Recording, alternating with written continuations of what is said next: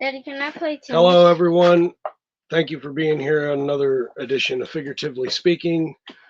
I am John, your host, and here we go.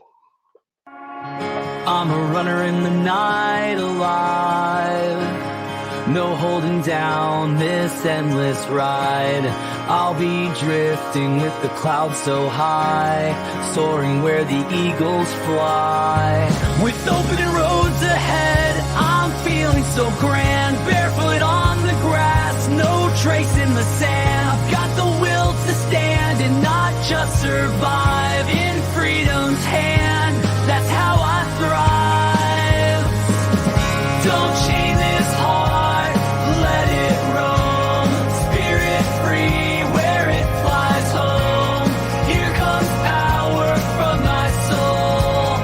Baby, watch me take control. Dancer in the light, moving with the tide. This is where I come alive.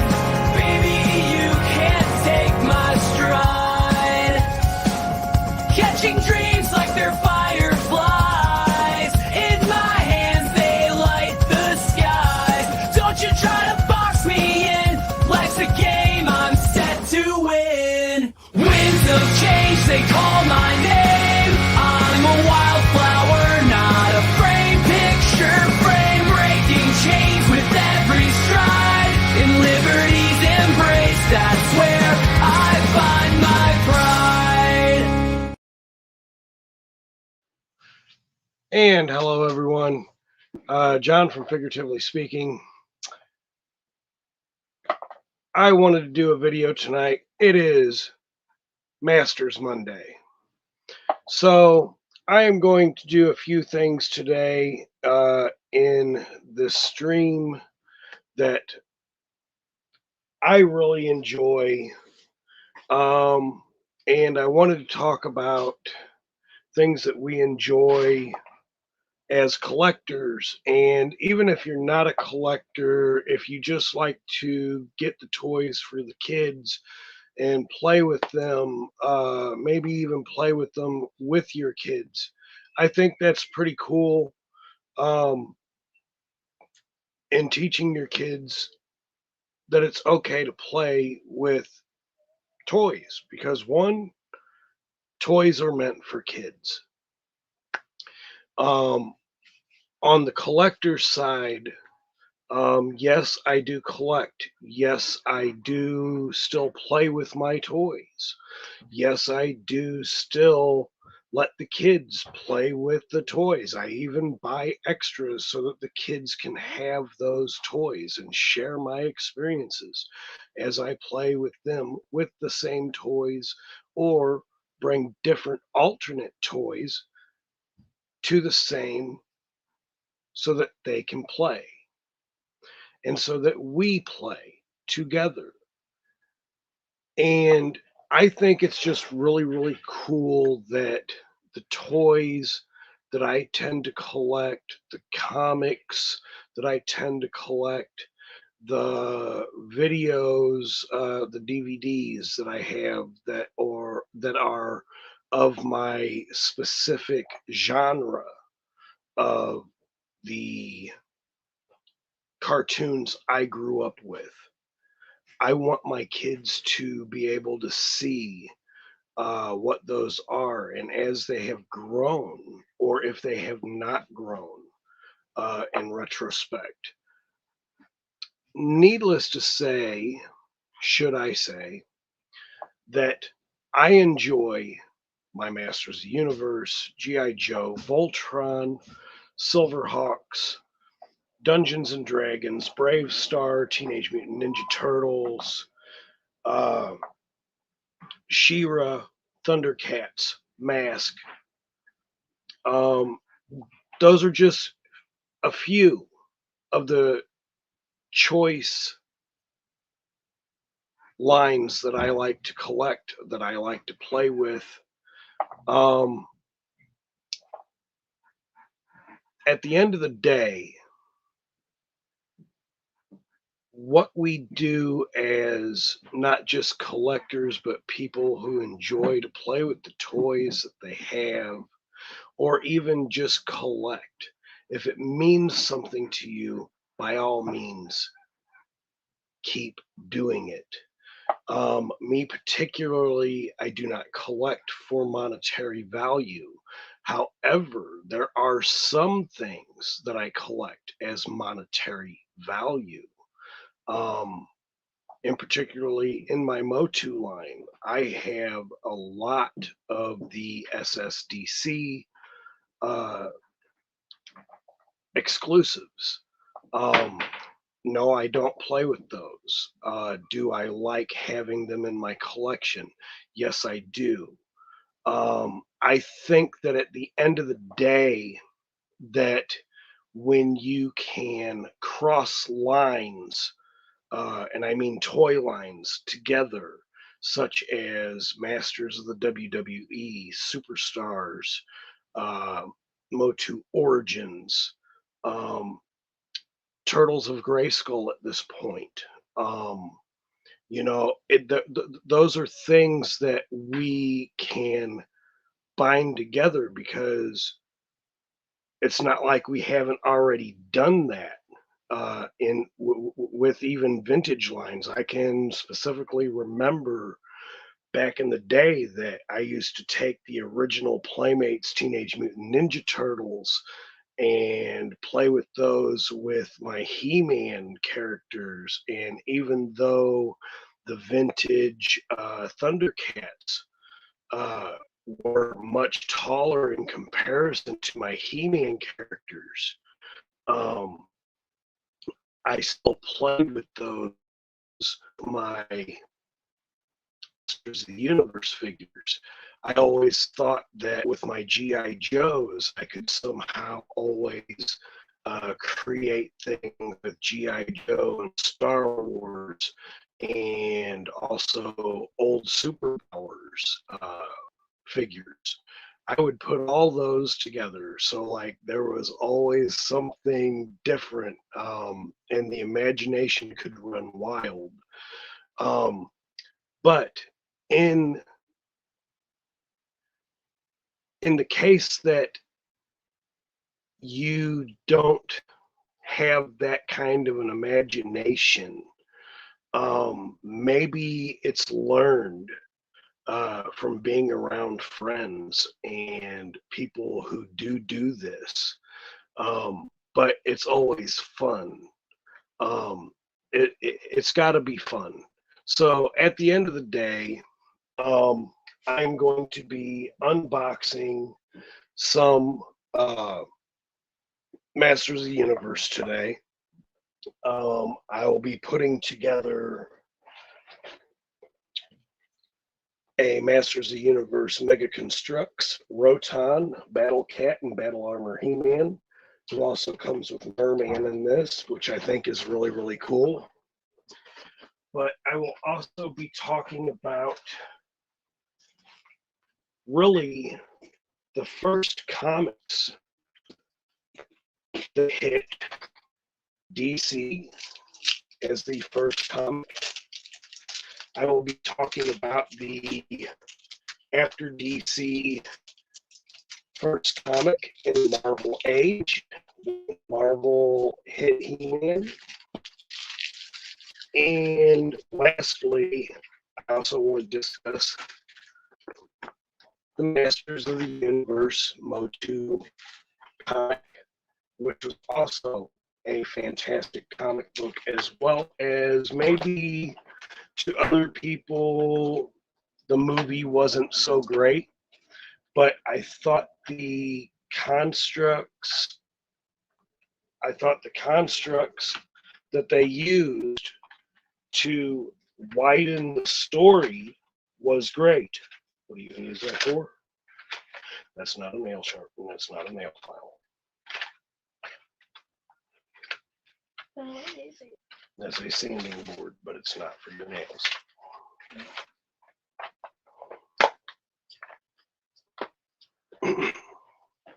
Sorry. Anyway, I want to talk about that a little bit. And then, of course, I also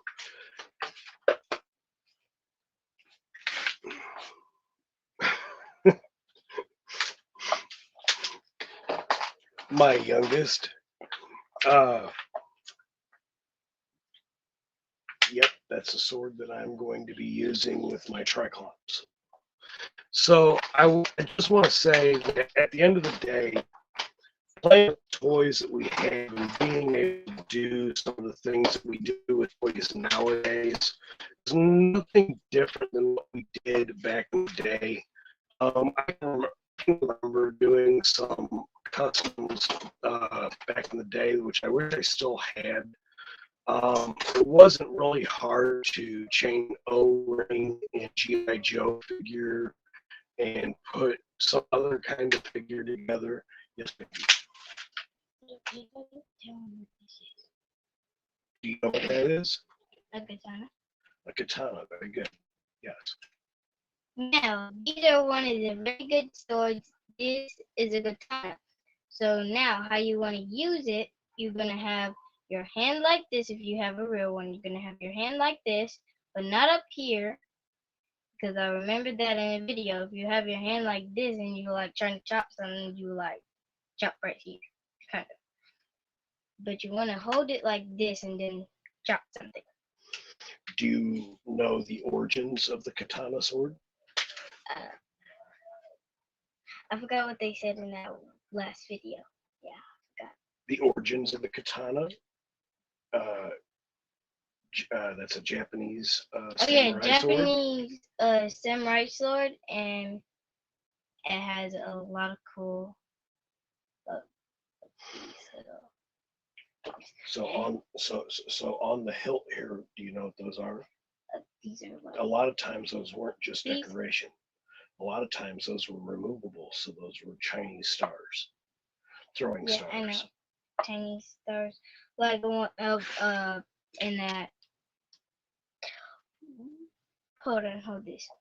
I'm trying to remember. I'm trying to remember that one ninja that had this sword and it had this, and he took them off and like did this. He literally threw the whole thing like at somebody. I'm trying to remember what it was. I don't think I know what you're talking about. I don't know. I don't remember the name. It started with SHIS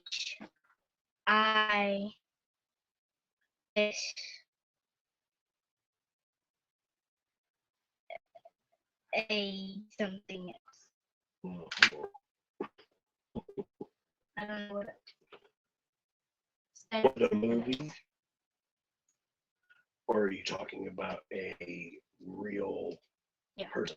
Yeah, real person. So are you talking ancient Japan or ancient China? Both. What was that? The dog's upstairs. No, I heard something come over there and listen. It's probably the cat. Okay. And grabby. What? Grabby. I never saw that one. Grabby. This one. The one that has the pumpkin. That's the headless horseman. He's over there. Yeah, I know, but that's his horse. Yeah, I know. Give me. He's not in here. He's out. I know. I see.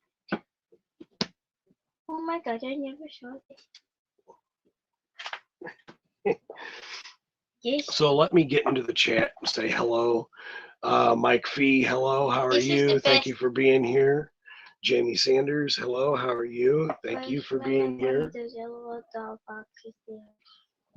So look, this has a magnetized on the side of the box. It has a diagram that I can send him in front of. And I'm about to pass out right now because this is just the village of Sleepy Hollow.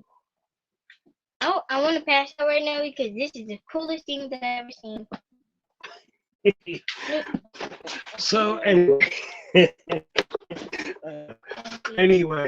no, the horse is gonna stay right over there. Please. I want to see him riding his horse, please. Oh, why not? Do you guys want to see Creepy Hollow ride his creepy horse? I've done I've actually done a video on this. Of this? Mm-hmm. Riding his own horse? Yep. Yeah. So we will put his Creepy legs in Hollow. position. Okie dokie. And grab the horsey yoshi. And Do you know the story of the legend of Sleepy Hollow and Ichabod Crane? No. I need to catch up on more than The legend of Sleepy Hollow and Ichabod Crane. Let me go ahead and put his hand on his reins. There you go, baby. Don't drop it and don't let him fall.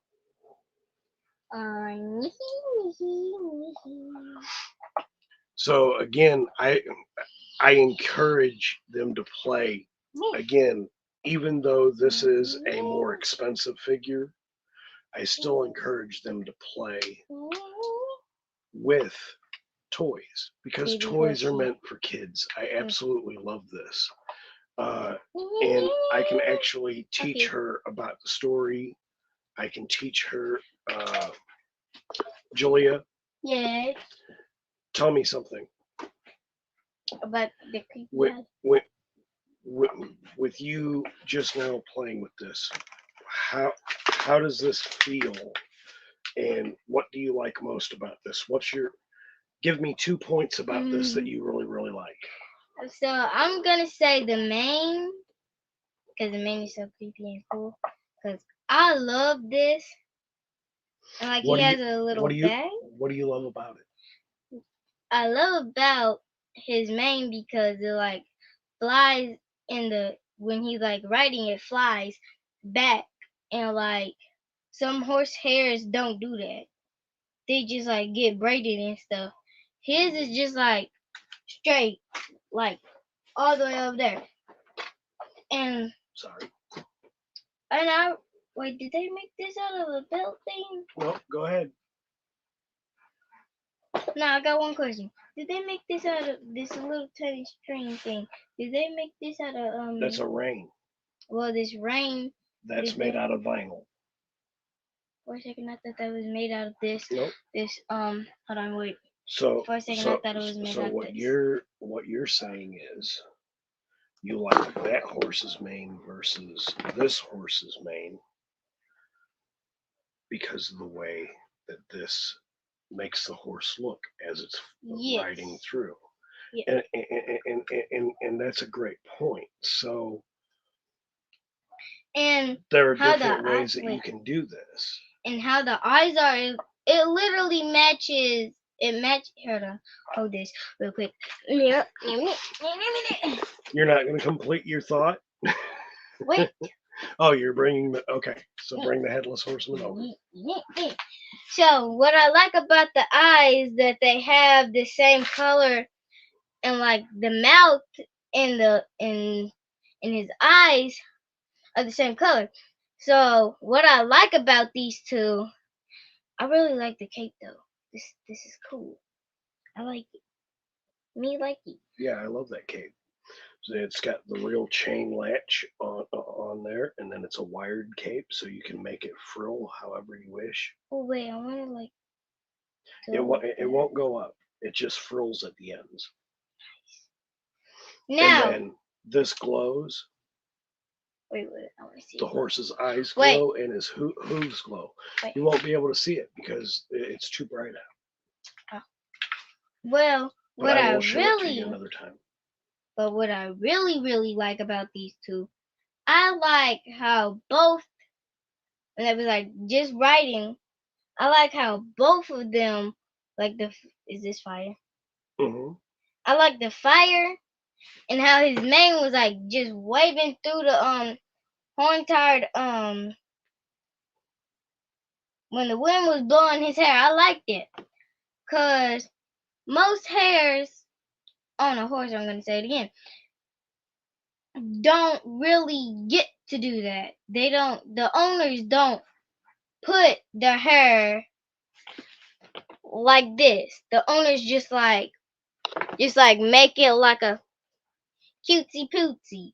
But what I really like about this horse, I like how they put the details on this horse.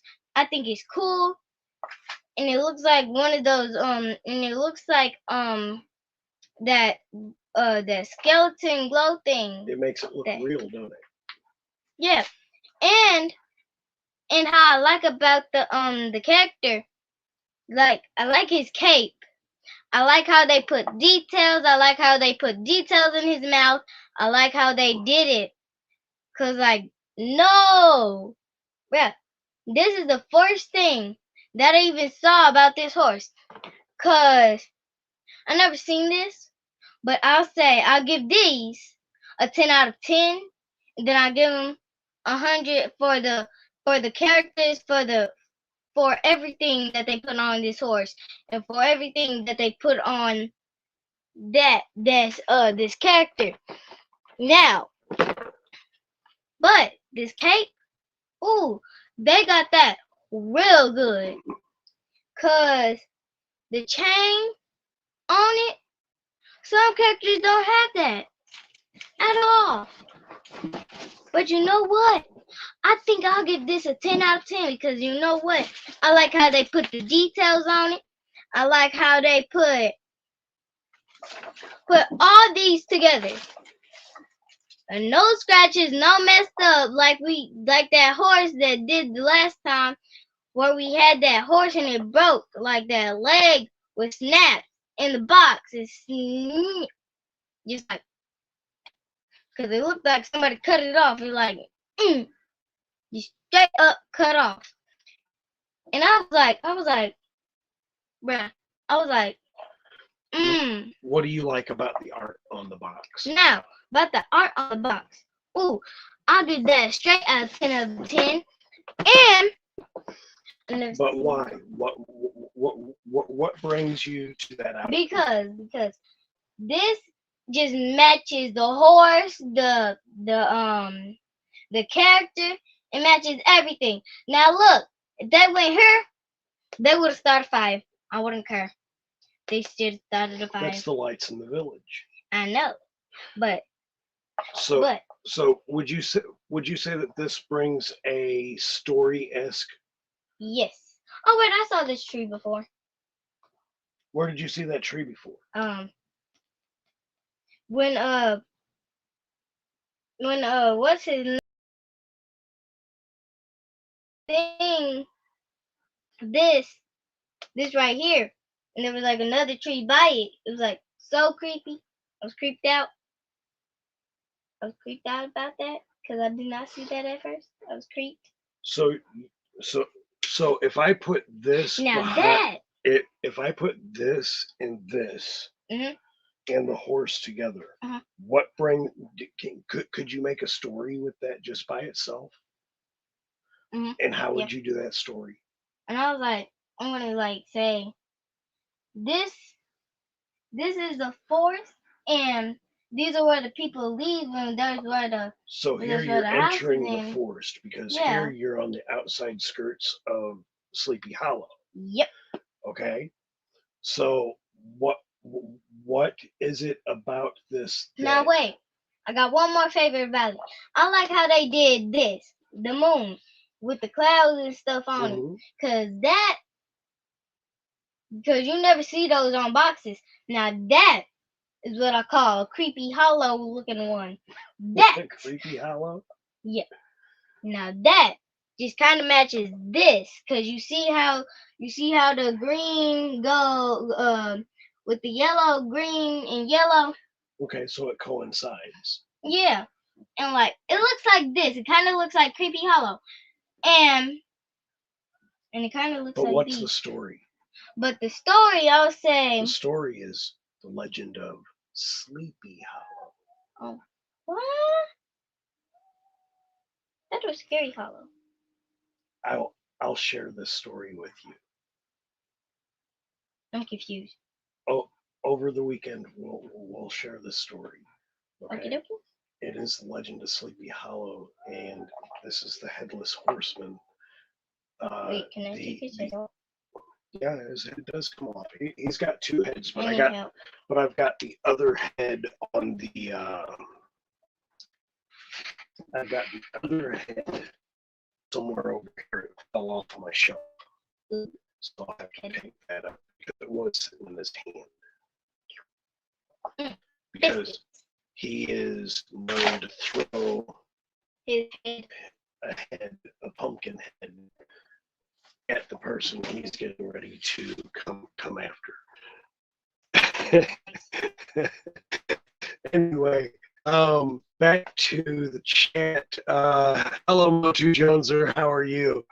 I absolutely love this. Again, I love bringing my kids into this because their imagination, they open up my imagination. And yes.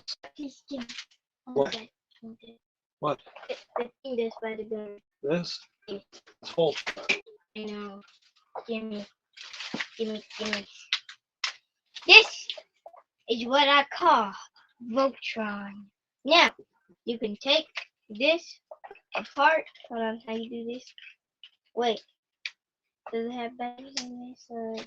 Yes, I have to turn them on. Let me turn them Oh. on. This is what he says. Ready to form Voltron. Activate interlocks. Dynatherms connected. Infracells up. Mega thrusters on go. Form feet and legs. Form arms and body. And I'll form the head. Go Voltron. Form blazing sword. Daddy, how you put the mouse on?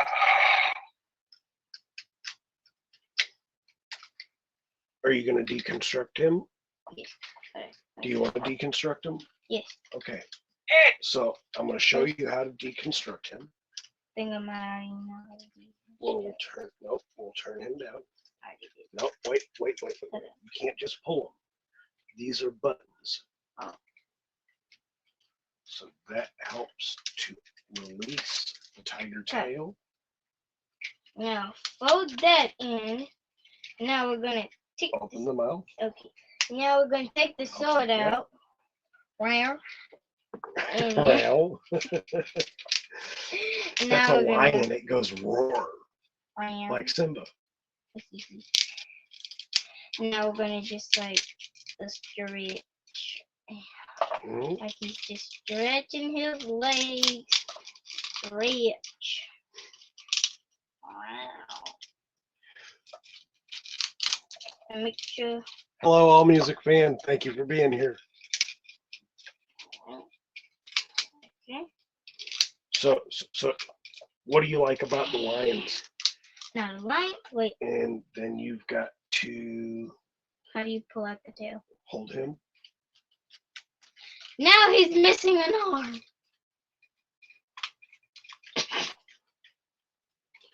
So we will now pull his tail out.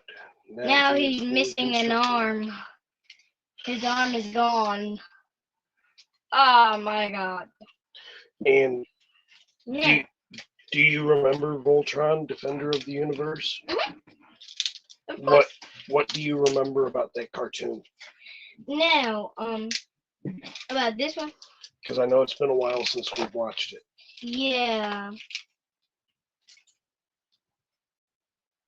Yeah, I don't remember about that. Now, wait. First, let me see what I like. Wait. You gonna pull his arm out? I'm trying. Let me You help. go pull it out. There we go. Now, open the rhythm. Yep, pull it down. Pull it out. Got There it. we go. Good job. Wow. I'm gonna help you out here just a little bit, okay? He's stretching his arms. He's stretching his back leg. Wait.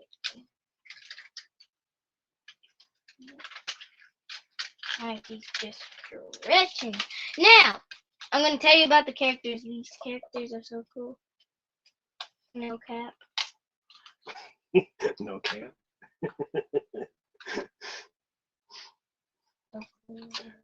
These kids these days use a lingo that I'm not used to.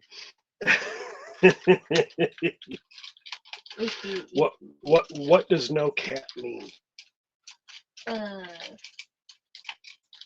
Like basically like something.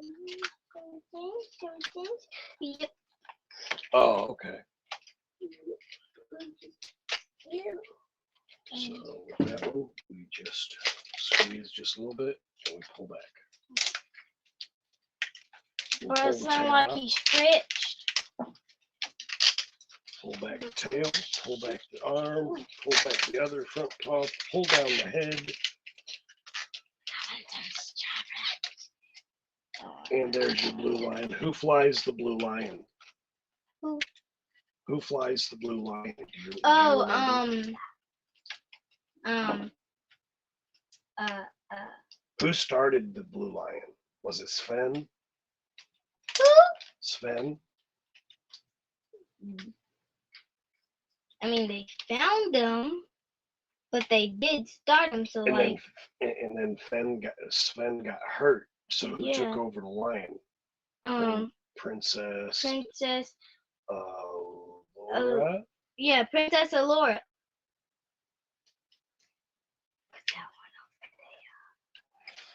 Having troubles to get this little one thingy out.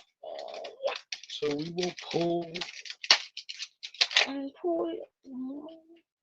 the black lion. Good. The black lion is absolutely massive, and once again, This thing do you remember? huge. Do you remember the characters? You don't remember that, do you? So look at the arms. There's no arm. Look at the arms. And if you remember, these Didn't it have a pull up. button? Oh wait, I Those forgot. pull up. So that comes down, and click that in. And now he's got regular arms. Need help. The black part. All that. Let me pull out his leggy. Very good. Come on.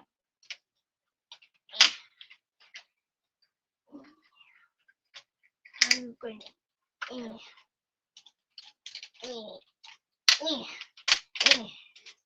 Got it.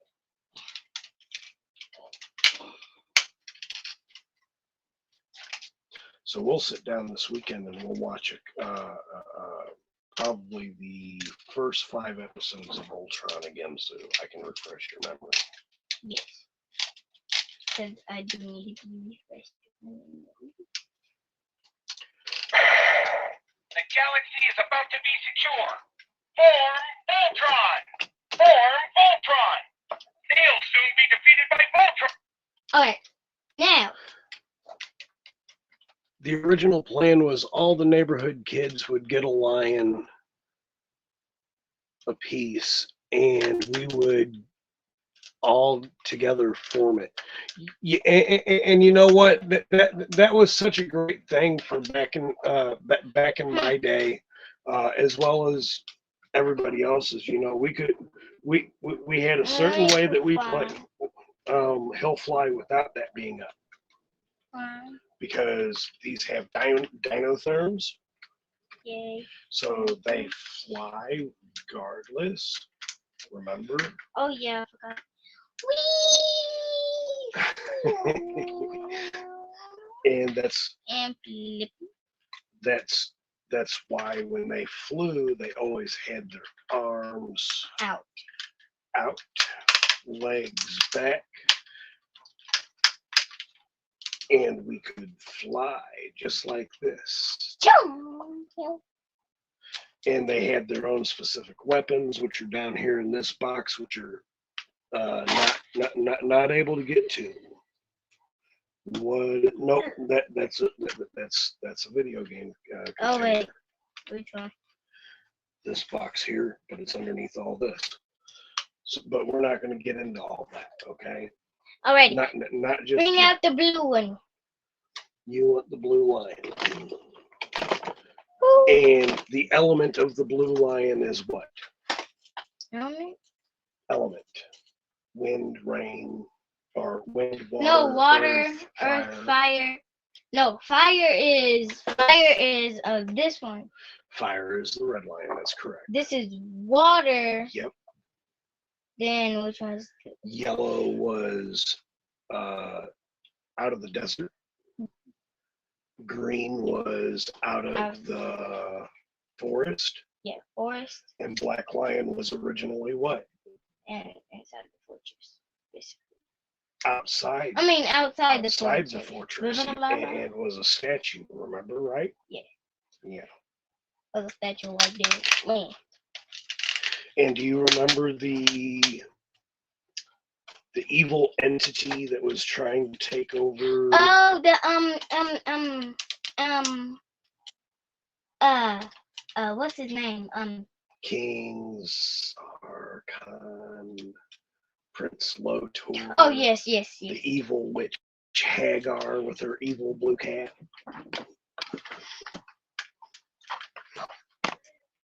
Shazam. So now wait. Now let me see what I like about this one. I want to see how I like about all of them. May I ask you? you can sit right here. Wait. Right there. Now, what I like about the blue lion, and I'm about to tell about all of them in a minute. Mm-hmm. Don't actually have one now. I took them all. This one wants to be stubborn. Now, I like how their mouth open like this, and it looks like they have. So that's spring loaded. Do you know why? Why? Because of the weapons that they carry and the weapons that they hold, even when they form Voltron. So this was the blazing what? The blazing What is it? It's a sword, right? So the blazing form sword. blazing sword, but they can't form blazing sword if they're not Voltron, right? Mm-hmm. But I don't feel So if you remember, you see this? Now there's a place inside of each mouth which you can place each. Let me see. Let me see. Oh yeah, I got this from my mom. This from You mom. gotta pull that off your belt. Oh wait, it's not good. Wait, did I get this from my mom? Yeah, I got this from my mom. It's this unicorn squishmallow. When her birthday again? September 21st, 2021. Yeah, that's her birthday, and What'd you name her? I don't know yet. I don't know what I'm gonna call her yet. So what toy lines? Yeah, wait. What toy lines are you interested in? I like how they went like. No, what toys are you interested in? Oh no, wait. Toys. Yeah, what are your favorite toys? What do you like to play with right now? This one, these ones, the lion, and basically the whole entire stack that you have over there. The MOTU. But what is your line? So like this, I truly call these unisex toys. Yes. But what lines are really geared towards you being a girl? Meaning like Barbie, LOL, things like that. What are your favorite toy lines that you like to play with most of the time? LOLs. What do you like about your LOL dolls? Basically. Do you consider those dolls, or do you consider them like action figures? Kind of like action figures, but not really. Speak up. Kind of like action figures, but I take them out of the ball because there's a whole big ball, with like I'm trying to figure out how much wrapping paper that's on there. Yeah, Uh, I can no, it's like I three. can safely assume that we all It's two know. wraps, and then like when you Okay. open that first one, you have another wrap. So like you're trying to find the zipper. The zipper is easy to find on the first one, so you like have to turn it around and and it actually sounds like an actual zipper. It sounds like Is it much like your mini brands as well? yes. So it comes in a ball and then it splits apart in like 5 or 6 sections, and you Mm. open it up, and each section has a surprise in it. You mean like this, kind of like this, Yeah, kind of like this. but it's ripped. Yep, that one's ripped, but you still have all the other stuff on it, right? This one's kind of dirty, so I'll be cleaning that up a little bit later. Yeah. So, what do you like about those toys? And so like it's just satisfying when you just peel because it sounds like an actual zipper. But what do you like about the toy? Okay. Now what I like about the toy, like you get to dress them up. I like that, and like you get to like snap the pieces together and stuff. And like when it comes with their sisters, bro, it's like So you can always customize them. but it's like a new baby that is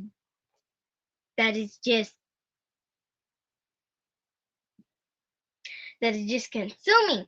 Like I'm like wondering, cause when I first had that baby LOL doll ball, I'm like on my birthday.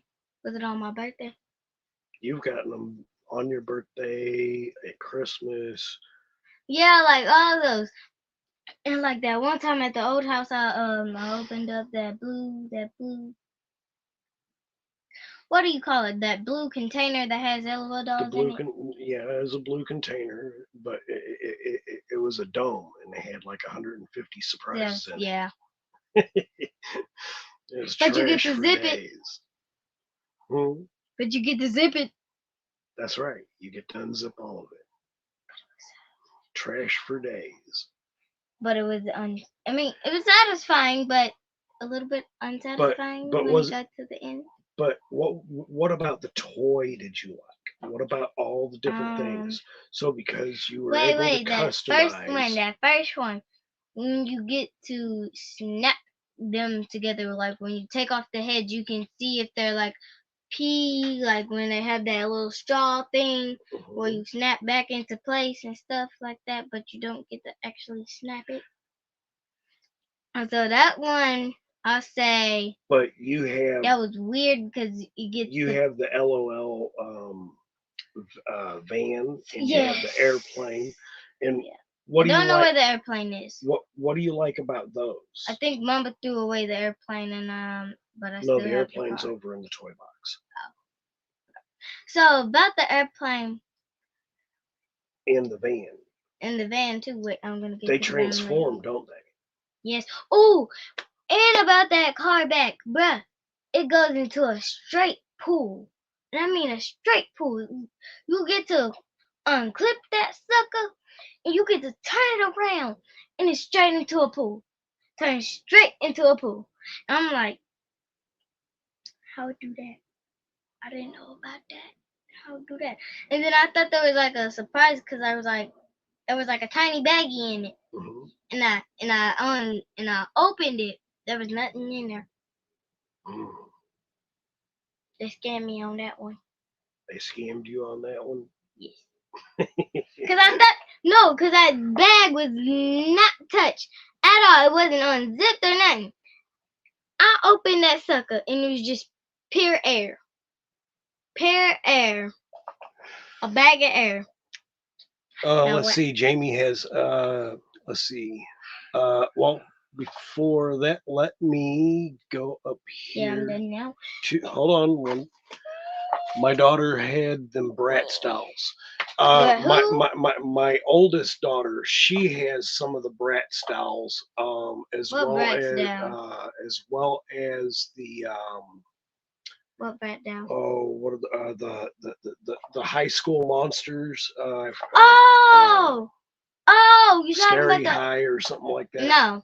No. What is it called? It's You called remember? it's called Beast. No, wait, hold on. No, I don't have. I won't have it on there. I don't even know why that's open. I don't know why. Wait, stop. No, stop. I didn't open it. I did. I don't know why. Beast High. Beast High.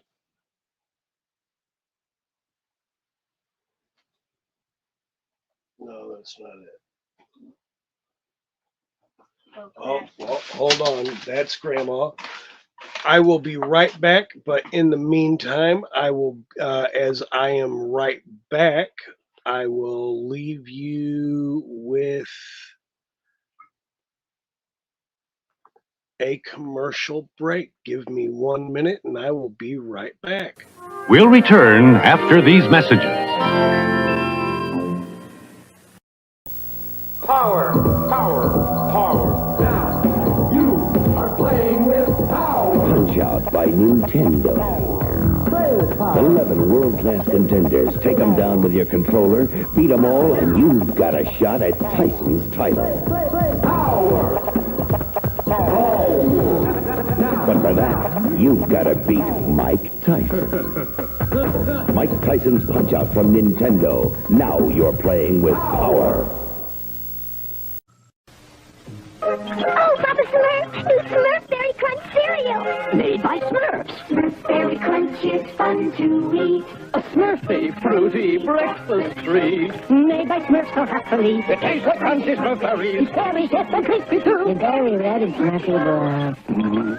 Where's our Smurfy cereal? Greedy has it, Papa Smurf. I must have Smurf Berry Crunch. We can all have Smurf Berry Crunch cereal. A very Smurfy part of this nutritious breakfast. New from Post.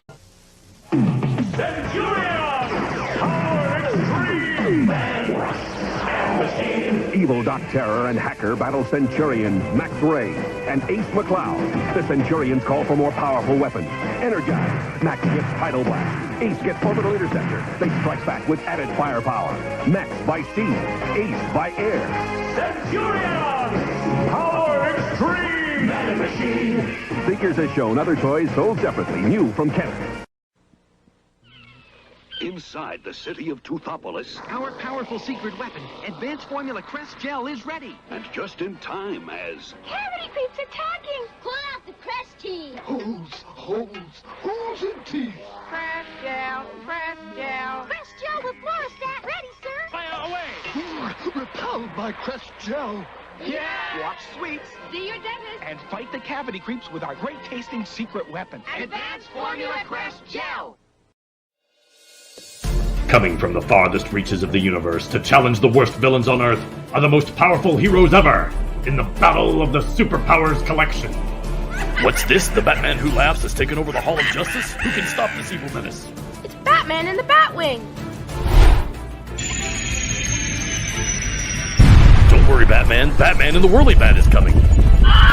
What just happened? Don't worry, here comes Batman in the Batmobile. Oh, Which Batman will save the day? You decide. Batman, Batman, Batman, Batman, and Batman Who Laughs come with everything you see here. Batmobile, Batwing, and Whirly Bat each sold separately. The Superpowers Collection from McFarlane Toys.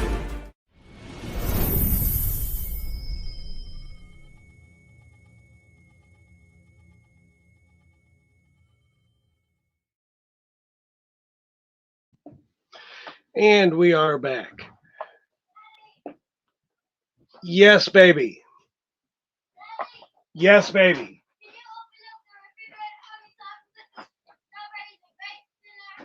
Yes, ma'am. Give me 1 more minute.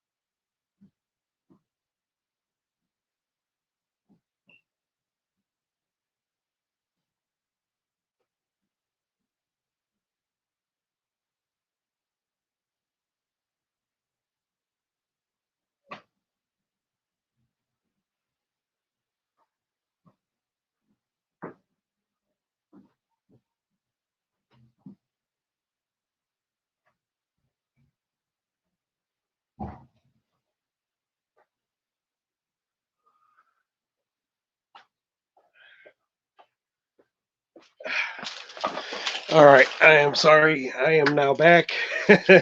um, so again, I like playing with my kids with the toys. They're always asking questions. They always want to know about my generation of cartoons. They always want to share their generations of cartoons. There's a few out there from this generation that I like, but they know there's a few that, well, about 98% of the cartoons they have today, to me, are just absolute crap. But and they know which ones are like that for me. So, but at the end of the day, uh, you know, my girls, they have certain things that they like to play with. And most of the stuff that I have down here, they like to play with. So again, playing with the Joes, playing with MOTU, playing with the Voltron, even playing with my newest Mythic Legions, it opens up the imagination, and that's what really counts as far as I'm concerned. Um, and the fact that they're able to play and I could play with them, and even if I'm not playing with them, the stories that they come up with, which I absolutely love. I love classic Looney Tunes. I I really wish that they were not today so offensive to people that, oh, you can't do this and you can't do that and you can't say this and you can't say. Grow a pair at the end of the day, um, and just literally enjoy the cartoon because it's an entertainment. And at the end of the day, if we really stop to think about it, Looney Tunes were not the Looney Tunes, the original Looney Tunes, was not centered towards kids.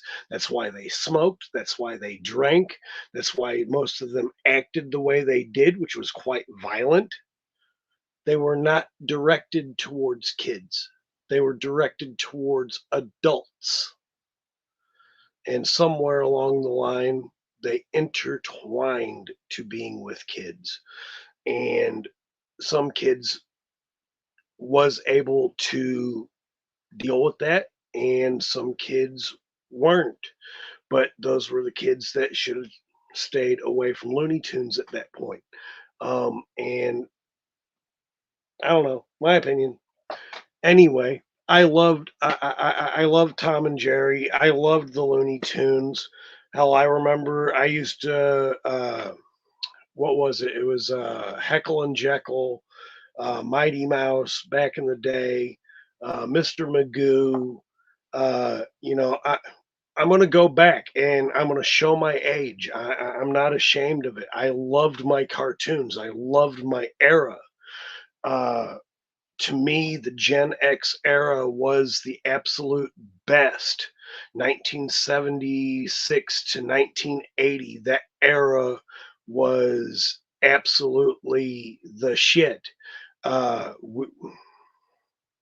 Hell, as kids, we'd go out and beat each other's asses and come back the next day. And unless you really didn't like that person, we were shaking hands and, hey, man, you got the best of me yesterday, blah, blah, blah, whatever. And we were back to doing whatever the hell we were doing.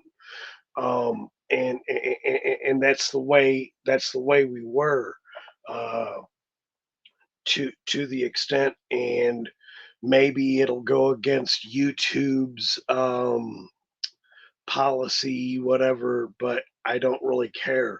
Uh, in that day, we weren't pussies. We did what we did. Um, and we were taught a certain way. And 90% of the time, we were taught by the TV. We were made to go out because mom and dad were working one, two jobs. One was working days, one was working nights, or both was working nights, or both was working days. I know my mom used to work 12-hour shifts at the hospital. My mom was a registered nurse for 50 years of her life. My dad, he worked in the street department and then went to the refuse division. So he picked up trash, whatnot, whatever. And I'll be honest. I'll be very honest. My parents were very, very, very hardworking people, and then they did some things on their own, but they knew how to be parents, and that's just the way it was. At the end of the day, I'm still here. I'm 51 years old, and whatever I didn't learn from my parents, I learned from the TV, and whatever I didn't learn from the TV, I learned from being outside in the real world. Uh, we grew up a little bit faster, uh, sometimes a lot faster, just depending on the scenario. But it was the roller coaster that we were given. I don't know what happened to the generations after that, but something needs to change with this generation. But anyway, I'm not even going to get into that. So tonight is MOTU Monday. We got into some other things. I think I will actually do a video of me putting this together because I think, if I'm not mistaken, this is going to take a little bit because you got to put the Rotom together, and you've got to put the Battle Cat together. I'm not for sure on that. I could open it up to see and find out. Why don't I do that? Because I'd really like to open that up, but I also don't have a table, unfortunately. So I am going to at least just open it up and take a look and see what all coincides with putting this one together. I got my other knife situated over in the other room that I'm working on. So let's do a little MOTU Monday. Mega Constructs. And let's open this up. I do love the artwork on this. It's not. I don't think it's the art of. It could be the art of Mattel in the Mega Constructs form, and which is almost Lego. But I really do like it. So we'll get into that real quick, and let's see what we have to go on with that. There's the book for it, which is really, really nice. I can't say I don't like that. Oh yeah, so it is something that I definitely have to put together. There are several baskets or bags in here that I would have to put together. So I think I will save that for another stream because they are some very tiny pieces in here as well. And I would like to have a table to do that. So maybe this wasn't the best one to do, but I can always replace that and put the book back in it so I don't lose that, because that is what's going to help me put this together. I want to say, because I was a Lego kid, I definitely loved Legos, and I still love Legos today.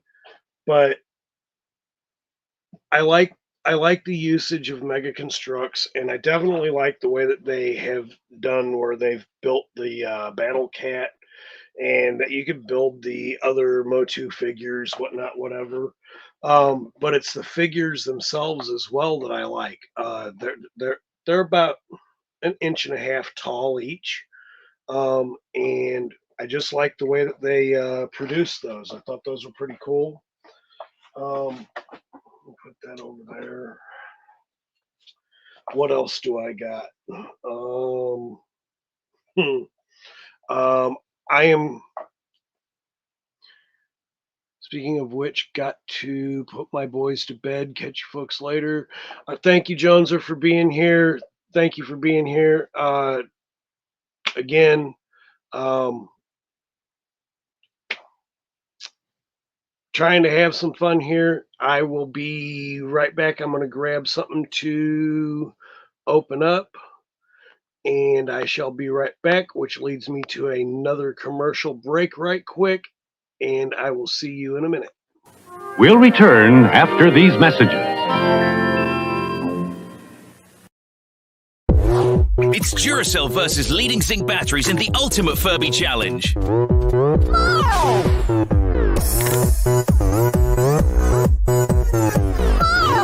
at all the leading zinc batteries Mum's used. That's why they're not recommended in Furbies.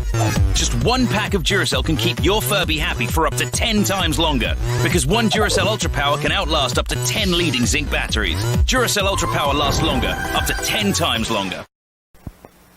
Don't be scared. I'm the super sweet monster with the super sweet new cereal, Count Chocula. Fearful. Here's the super sweet new cereal, Frankenberry. But I've got chocolate sweeties for monstrous chocolate flavor. Well, I've got berry-flavored sweeties for monstrous strawberry flavor. Count Chocula. Frankenberry. Hi. Frankenberry. Count Chocula. And hidden inside the mask's slingshot, there's a mini jet, a control. Tracker here. Assemble mask. Security break. Let's roll, team. Stop like spine, boy. Invert vampire. Don't fly. Not so fast, boy. Slingshot engaged. Mask vehicles and Boulder Hill, each sold separately with a figure. Masks, where illusion is the ultimate weapon. Mask, slingshot, and vampire, each sold separately. New from Kenner. As evening approaches Toothopolis, so do the cavity creeps.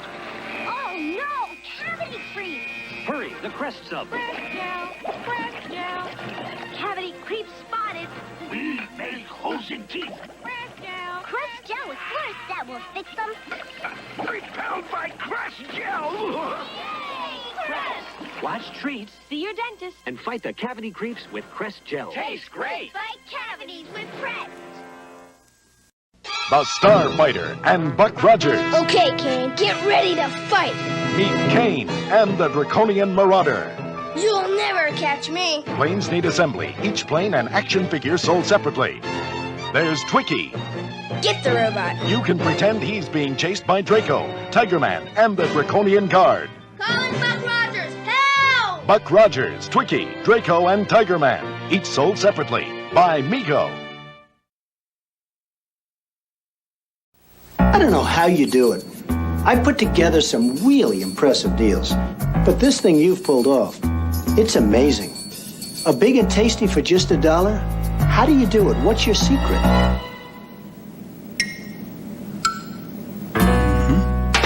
Got a buck? You're in luck. Because you can get a delicious beefy big and tasty, a McChicken sandwich, and lots of your other favorites on McDonald's Dollar Menu every day. Together, Grimace, we could own this town.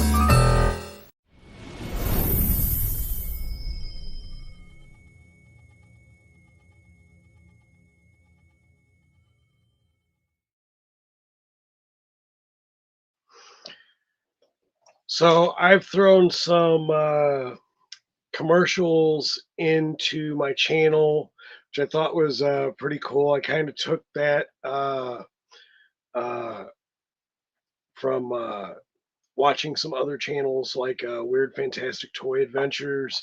I thought that would be something cool to be added, but I wanted to add commercials that I've never seen anybody use. And then I have some others that, of course, we all have seen other people use. So I kind of wanted to give it a demographic of some things of my own and some things that we definitely know about. I'd have to go through my archive of videos, but I don't think I have done a opening of Mechanic. If I know I did the Triclops, but I don't think I did this one. So I am going to open up this Mechanic so that we can see what this Masterverse Mechanic is all about. I know it's been opened on several other channels, but not mine. So therefore, MOTU Monday, I'm going to open this and give this a quick review. Mechanic Masterverse, Masters of the Universe, New Eternia. I definitely love the color scheme, and I love the artwork on the box. Captain of King Randor's submarine squadron, Mechanic searches for broken pieces of Grayskull in the darkest depths of the ocean, hoping to restore New Eternia to its former glory. I might have touched on this in another video, but I'm not quite in remembrance of that. So if I've done this, bear with me. Tonight is definitely been a night of. I had some things planned, and then my daughter wanted to be part of the video, so I allowed that to happen, and wanted to go from there with that. So I'm just going to wing this one. Not that I don't normally wing them anyway. But again, I really like the colors of this first and foremost. I know I pre-open most of my stuff. That way we don't hear the plastic crinkle. Mike, I completely agree. It's always good to have different reviews. Especially to me, I don't get paid by Mattel. I don't get paid by Hasbro or any other Playmates. I do several different toy lines, so I don't get paid by them. And even if I did, I'm still going to give people a review. If I say yay, if I say nay, you know, I also say, hey, if I say nay, don't leave it up to me to be the derogatory one to say, hey, you shouldn't get this. Get it for yourself, and maybe I missed something that you'll see. But at the end of the day, uh, my my review is my review. What I'm going to say about this is, first of all, I definitely love the whole head sculpt here with the vac metal on the glasses. And I love the colorization on the vest with the silver and red, um, more like an auburn red, and I definitely love that. That is removable. I will not be removing that for this video. I do like the chest. Well, you know what? I am going to remove it just because I want to show the chest buck, which is normal. But to do that, I have to pop off his head, and we'll do that. So I'll take care of that and pop his head back on. So he does have that normal chest buck. So he's got that ab crunch, kind of sort. No, not kind of sort of. It's real tight, but he does have that nice ab crunch on there. What you'd expect from Masterverse. Again, it's real tight, and of course, with the armor being on there, you're not really going to be able to move the torso like that anyway. So I'm gonna put that back on him, but he does have it, and I do like that. I specifically like this pearlized blue that they put on him. I don't know if my camera will capture it, but he does have like a glitter appearance in the colorization all through the blue and in the blue of the legs. And then I'm really keen on these boot cuts on how they did this. This is really, really nice. I do love this with the straps, with the silver on top of the smoke gray. That is really good. I like that. And then you've got the jade green belt, which is very, very nice. And I love this loincloth here. That's also very, very nice. Inside this side box is his neck pieces and his armament and some extra hands and his shield. I specifically like that you can do a full length on his neck. And I have taken a few of the, I have taken in my other Mechanic with the Road Ripper, also known as the Ground Ripper now, for whatever reasons, licensing, I guess. I do like the way that they paid homage in the Shield to the Ground Ripper, Road Ripper from my day and age, and I really love that.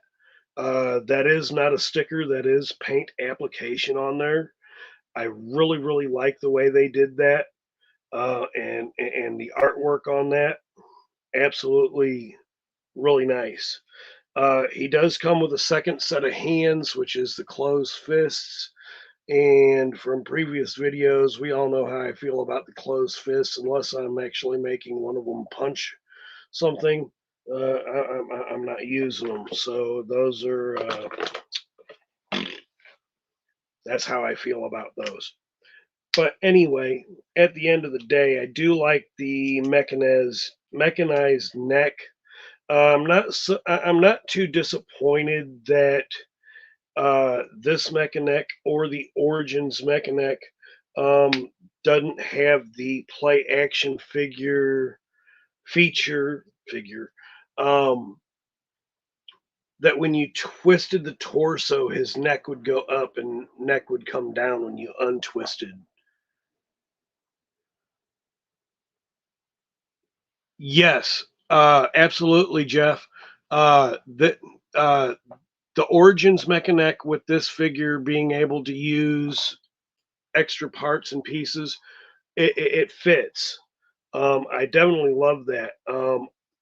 Also, for those that don't know, if you really wanted to, you could make another extension to his neck, which I think is pretty cool, because otherwise this is his weapon, but I like to place this in his weapon so it gives it a little bit slightly different detail to the weapon. I definitely love the golden color. Again, I love how they how Mattel paid homage to the Ground Ripper, Road Ripper, my age, in the Shield. I definitely love the color versions of this. And of course, you got all of the 30 points of articulation in this. I always get it confused because I know Origins is like 16 points of articulation. But so these get a little bit more articulable style to them, so you could pose them in many, many more different ranges. And if you really count Mechanic, and with this, if you don't count the neck pieces, he still has 30 points of articulation without the neck pieces. With the neck pieces, is 31, 32, 33, 34, 35, 36 if you really wanted to. So I'm not disappointed in this character. And again, Mechanic was always one of my favorites. For the ability to be the one who can range up higher, like a telescope in a submarine. So I definitely liked that. He was definitely one of my favorites. Putting him together with Ram Man was always cool because Ram Man, at least in Filmation, was kind of the he was intelligent, but he sounded like a dunce. But it was okay because again, Ram Man also brought a certain aspect to the Origins or MOTU line. And I definitely like that about this particular character and with Ram Man as well. I loved how every character was able to feed off of each other character's abilities. And no one really considered themselves to be better than the other because they were able to do something different. And I think that that's the way life is because, you know, we all have a creativeness that's different.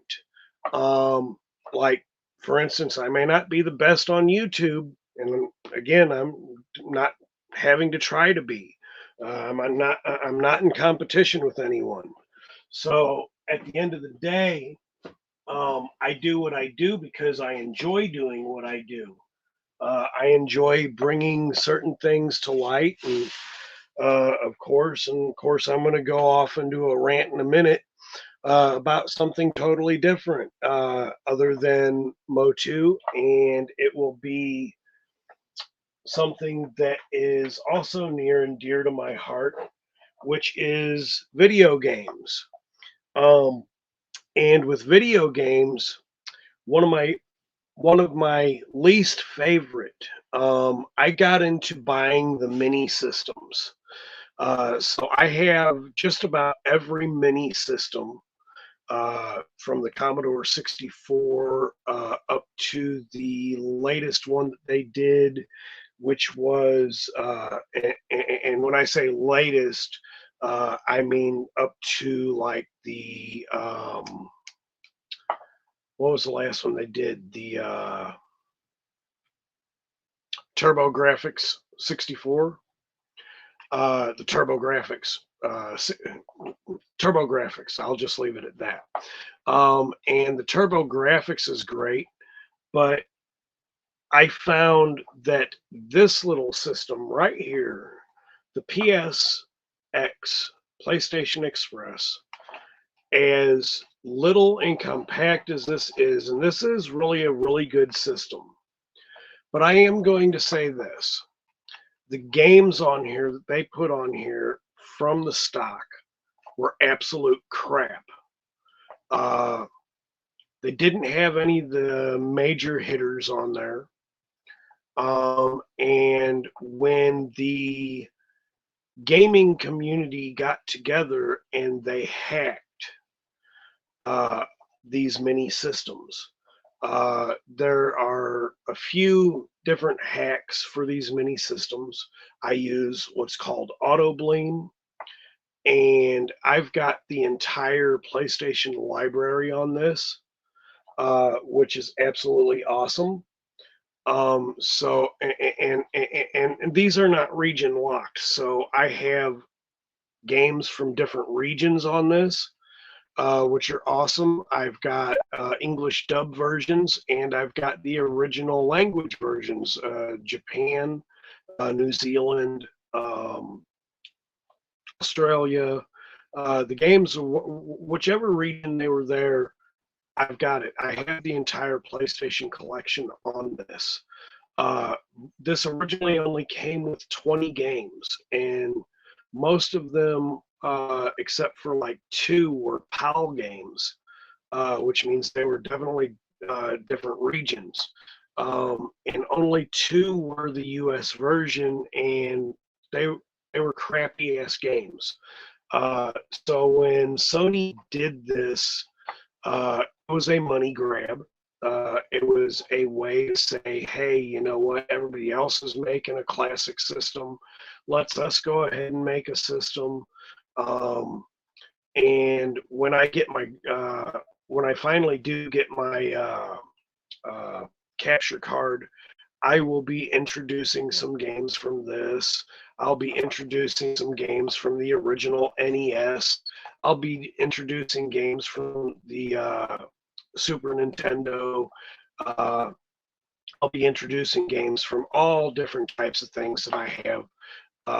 If I go into my video game collection, I do have every original console that has come out up to the Nintendo Switch.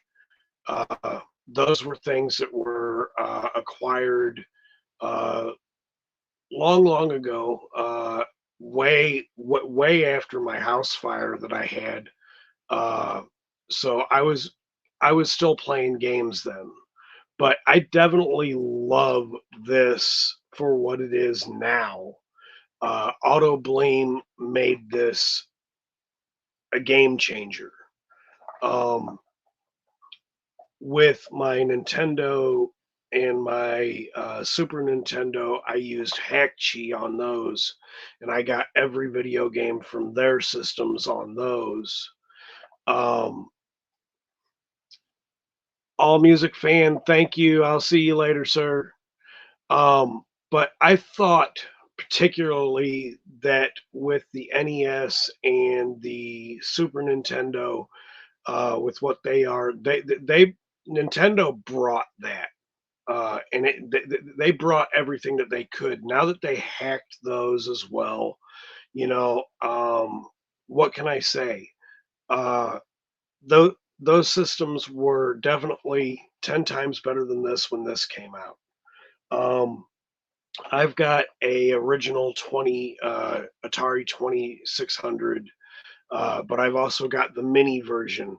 And because of how big the other systems are, most of the games systems that I use on any of my TVs now are the mini systems. Some of them I don't because I like using the original hardware, like my GameCube and my Wii, because they are actually. I've hacked all of those. I did not hack my GameCube. I have no interest in hacking that. But at the end of the day, all the different other game systems that I have for those, those are awesome. But if you are a connoisseur of if you have to collect digital media, I would suggest collecting on something like this, downloading it, putting it on a USB so that you can play it through some sort of system. This is all emulation. It's a single board emulator. You could do the same thing. I've got some of the Pi kits, and I've got those as well. Mike Fee, the Atari 5200, I absolutely loved it. I wasn't crazy about the controller. I'll be honest about that. But then again, I wasn't crazy about the controller for the Jaguar either. There was no need for 23 buttons in the middle. A game system that was ahead of its time was a 3DO. The graphics for that system were outstanding. Unfortunately, nobody really wanted to develop for the 3DO, and a lot of the games on there was crap. So it came, it went, and it's gone. One of my other favorites, which never really hit the side of America, well, at least the Northern American states, was the Neo Geo.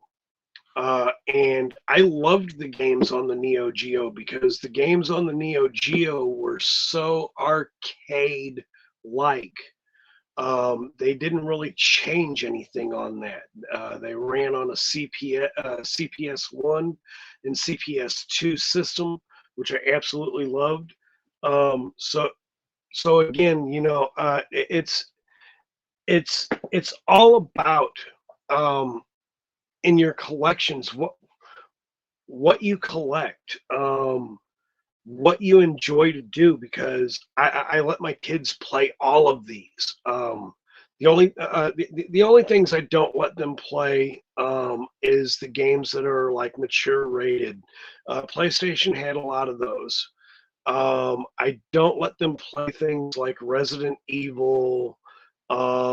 Now my older daughter, my 15-year-old, she could play games like Resident Evil, but my 9-year-old, I want to hold her back from that just for a minute, and not necessarily to say hold her back from it, but I want her to be able. I want to know that she can handle what she's seeing on that screen while she's playing, what she's doing, that she understands that that's just a game.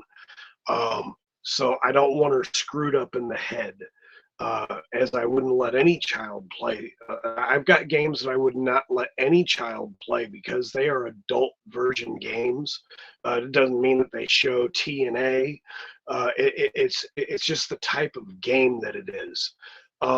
Just as well as movies, cartoons of today that just don't give a shit. I'm very active in what they see, and what I want them to be able to see, what's age appropriate, because this generation, for whatever reason, they just don't give a shit, and I absolutely can't get down with that. For as much media and things that they have out there, through media, the world has become a much more dangerous place, because there's too much stuff out there that is able to. Hello, Bill. How are you? Thank you for being here. There's too much media out there that can influence a young, impressionable mind. So I'm going to get off of that rant before I really get started on that. But I wanted to bring to mind in that. So again, I remember the 1987. I have to hit the sack in a minute. And Bill, I know you got to work in the morning. I had to replay Grindhead Jim's channel. I came in at the end, but I definitely, man, you hit the nail on the head with everything that went on over the weekend and all that other stuff. Yeah, that mess has got to stop, and we just need to stop attacking each other for stupid shit. But you hit the nail on the head, and I appreciate everything you said. But you know, Skibbity toilet. That is the stupidest shit I ever seen in my life. But at the end of the day, you know, again, it's the things that we allow our children to see nowadays. We've got to be more focal pointed to our children nowadays, and it's good, but it's a sad thing all at the same time. I could only imagine what it would have been like for Gen X if we had the things that we have nowadays. What would our generation had been like at that point? But at the end of the day,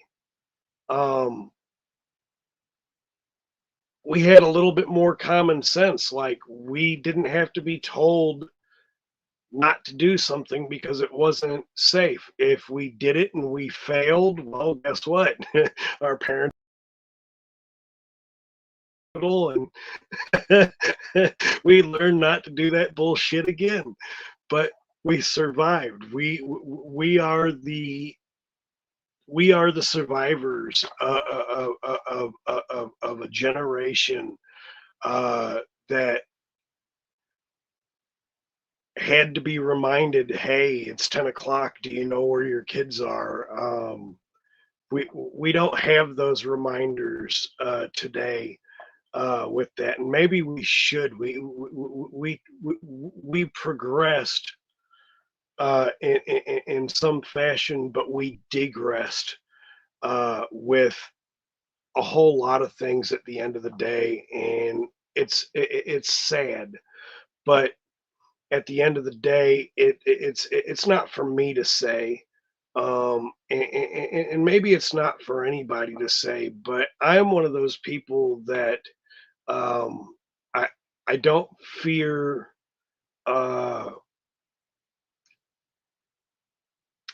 I live by this law. And if it makes it strange, but I'm not going to say, I'm just going to say it. I live by this. I grew up in this time. My mom and dad taught me the Bible.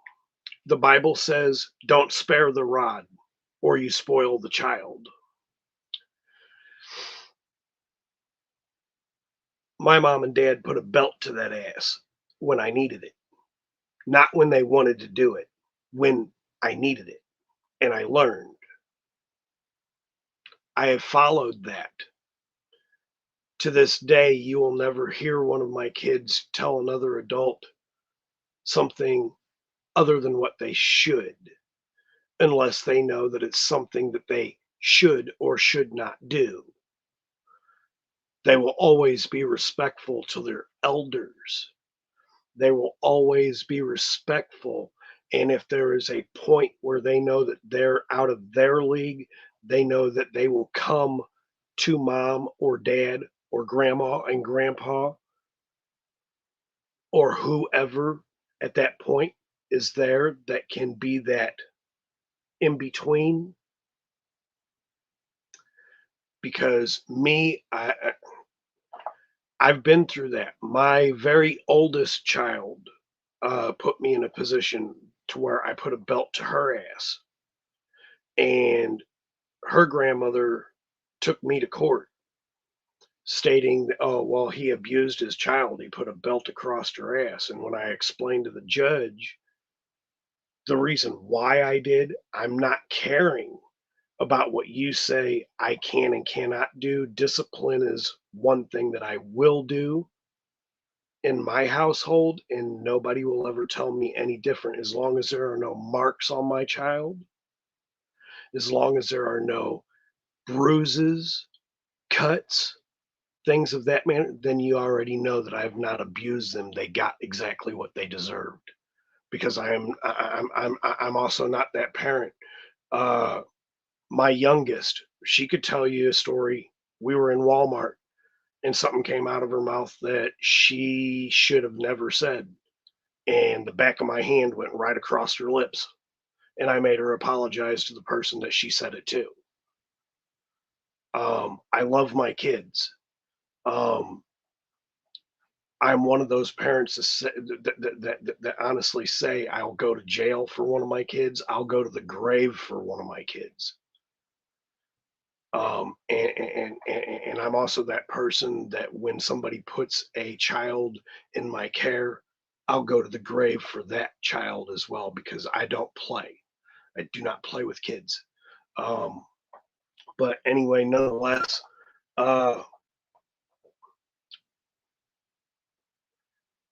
lost train of thought. I did want to go into the motion picture comic book of Masters of the Universe. It did and it did not follow the movie, the 87 movie. I thought this comic was great because even though it didn't follow everything, you could do so much more in black and white than you can do on a film, right? To put some of the stuff in writing that you can do in writing is so much more because you don't have to physically attain that that scenario. You don't have to build that set. You don't have to make a person do things that are quite literally impossible to do, even with our frame of CGI that we have. There are some things that you absolutely know it can't happen. It can't happen in real life. Does it? How do we go from point A to point B in a storyline that is very unrealistic? And that's part of movie magic. But at the same time, there's a responsibility that we have to have. What I loved about Masters of the Universe, the movie '87, is that it brought to light new characters. It even brought to light old characters in a new light. I wasn't fond of the Beast Man. The Beast Man to me looked like a very messed up version of the Wolfman. I thought that Evil Lynn was absolutely spot on. I definitely loved that version of Evil Lynn. I could not see anyone else but Frank Langella, excuse me, in the role of Skeletor. He brought a very ominous feel to Skeletor and a very different realization to that character, and I loved that. Um, Dolph Lundgren as He-Man. Now I have some up in the air feelings about Dolph Lundgren as He-Man.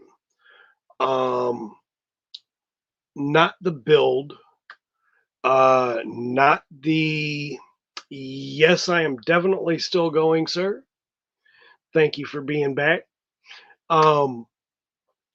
So my feelings of Dolph Lundgren as He-Man was different because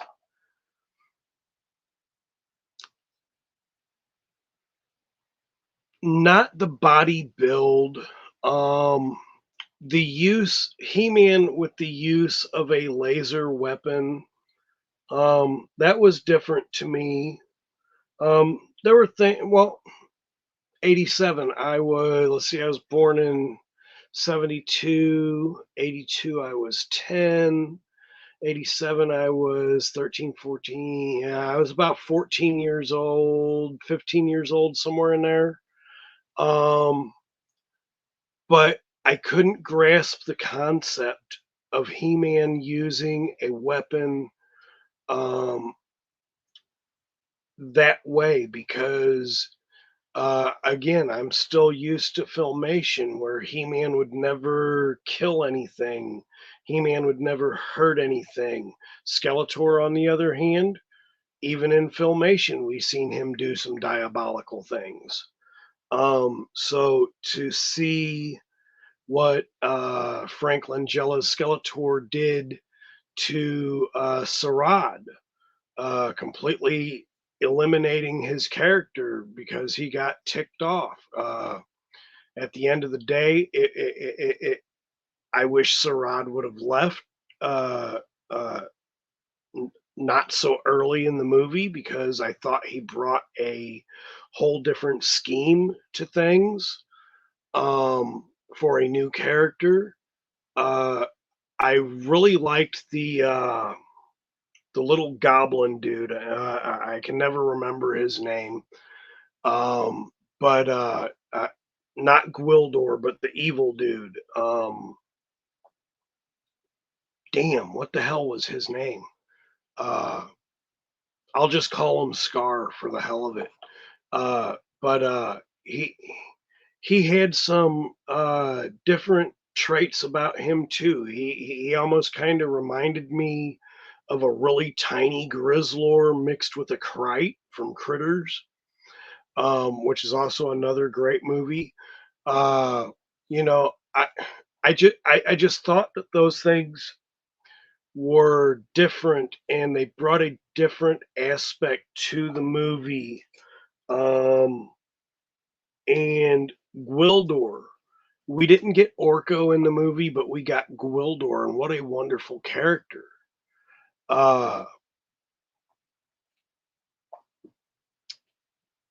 Yes, the dude with the little dude with the white hair.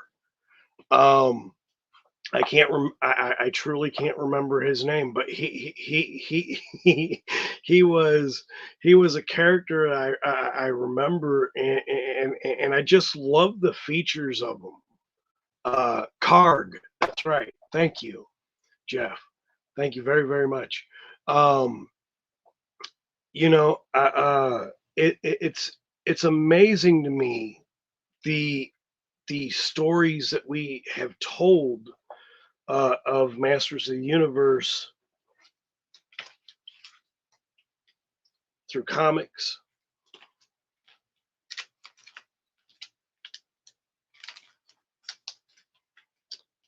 being a adaptation to the motion picture, to seeing the motion picture, to quite possibly having another live motion picture. I only knew his name from seeing the Classics figure. I never knew of him before then. And you know what? None of us knew of Karg until the movie, because even this didn't come out until after the movie. So Karg was a delightful surprise. Also, the dude with the patch and the swords on Skeletor's side. I think that he was shown in a Filmation cartoon, but I don't remember it had been a later version, later Filmation cartoon towards the end when everything was done. No way Mike had no idea. Ha. And I do. I absolutely love the MOTU line of comics. I've got the original 13. I've got, you've seen the 3 that I have here. I'm missing really about 8 comics in total that I don't have, and those are like exclusives, like the movie She-Ra, He-Man that they did, the Secret of the Sword comic. Eventually I'll get those. In fact, to be honest, I didn't know that comic even existed until a couple, yes, Blade Mike, thank you very much. I didn't even know that comic existed up until a couple, about a month ago. I did not know that comic existed. I just found out last week that there's a Masters of the Universe comic for the 2000X set that I didn't know, and it's called the MOTU Masters of the Universe Encyclopedia in the comics, which I'm not sure what that is. Hey, Joneser, how are you? Thank you for being here again. So yeah, I have been definitely trying to do things and definitely trying to upgrade my comic collection. I've been trying to upgrade my toy collection. Right now, I'm upgrading that back room over here. That shall be done by the end of either tonight or tomorrow, so then I can just open up doing what I'm doing on this, and we will see an entire brand new scenery. And you won't see this back behind me. The other day when I did a video, I was back there in the other room, but I took all them tables down. That was a spur of the moment video, kind of sort of like this one. So I may not do another video this week, but then again, I just might. But there's no guarantee. When I get that back room, I will definitely be doing more videos. And I'm not getting ready to leave or anything. I just wanted to say that. You know, I've had this for forever sitting over here in the box. I'm still debating on whether I want to open this or not. But I love the artwork on the back, and I don't really know if this is if he still if he actually smells like pine. I've heard many people say that he doesn't. Skeletor and Blade stole that show. Yeah, you know what? Absolutely, I totally agree, because the '87 movie would not be the '87 movie without Frank Langella as Skeletor, and was not. Blade was also again. You know what? Again, I'll say it. I said it before already. Beastman looked like the Wolfman to me. I absolutely hated that Beastman, but I will say that on the good side, um, Gwildor took the cake for me as well because what a wonderful character. I absolutely loved that character. I think the only English Dolph could speak at that time was his lines in the movie. I do believe that was true. I remember seeing an interview on that. Excuse me.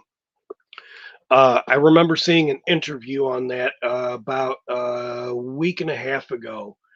I went back because it came across one of my feeds on YouTube. So I sat down and watched it. It was an hour and a half uh, interview about that movie and the way that he was able to do the lines. If I remember correctly, Arnold Schwarzenegger was the same way when he did the first Conan the Barbarian movie. Uh, he had very little English that he knew or could speak at that point, and it was wonderful. Gwildor with the bucket of chicken, absolutely. Um, I I loved the reaction when they figured out what they were eating, especially Tila. I thought that was funny because if I remember correctly, in Masters of the Universe filmation, uh, when they were all sitting down at the table in the king's and queen's house, they were eating chickens and mashed potatoes and everything else, and the reaction from Tila in the movie was, I'm a vegetarian. They're cannibals," and I thought that was funny. It was quite possibly one of the best uh, parts of the movie to me, other than when Gwildor and when they found the cow and moo. Uh, you, I, you can't put you can't put uh, no one would ever think that that would be something that you would remember the most out of a movie, something just really silly like that. But it's always the small things, right? So they definitely tried to do some homage to Masters of the Universe with the movie, but then again, like I said, you could do more in this and on paper particularly than you can do in a live action movie, especially at that time. Again, with what we've got with CGI today, I like the eye candy, but there comes a point where the eye candy is too much. It takes away from the story. Um, so, and I'm kind of bouncing all over the place. Uh, but at the same time, the also it was the art and design of the sets when Skeletor came to Earth and he had the big platform with the throne on it. That was absolutely amazing to me. I loved it. Now, granted, I know now that it was more like a float that they built on the set, and it wasn't even a set; it was actually on a street. But I thought that was absolutely amazing. And when I seen all the things that they did in that movie for that time, it's mind-boggling how much stuff that they were able to incorporate into the movie.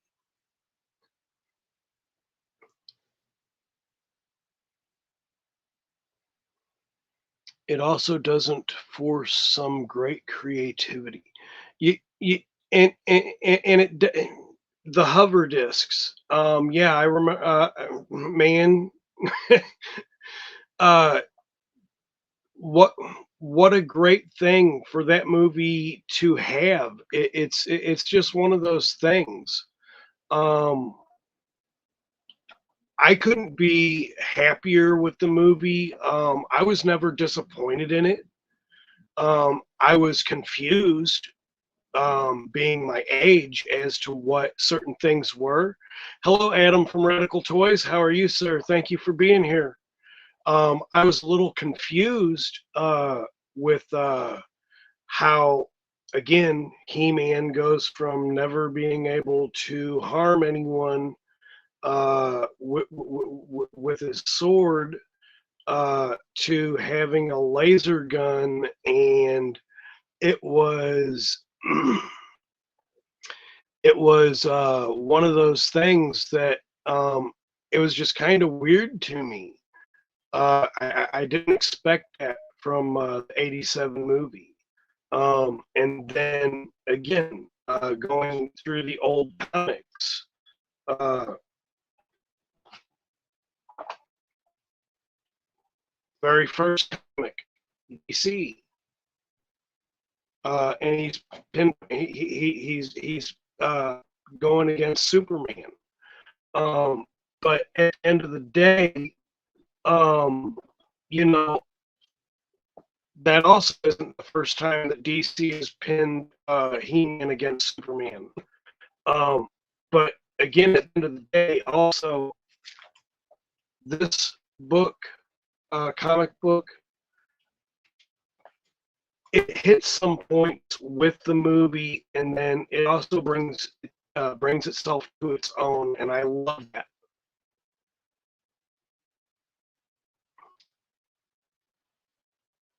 Yeah, straight shot that dude in the face with a laser gun.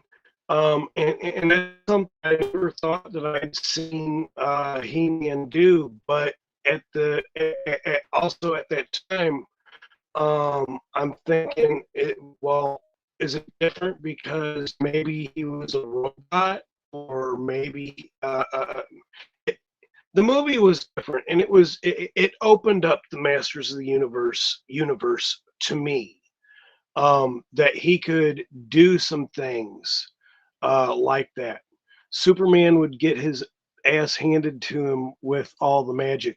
Uh, and you know what? Superman did get his ass handed to him in that comic, so to speak. Skeletor had full control of him. And in truth, He-Man and Superman both could have died very easily.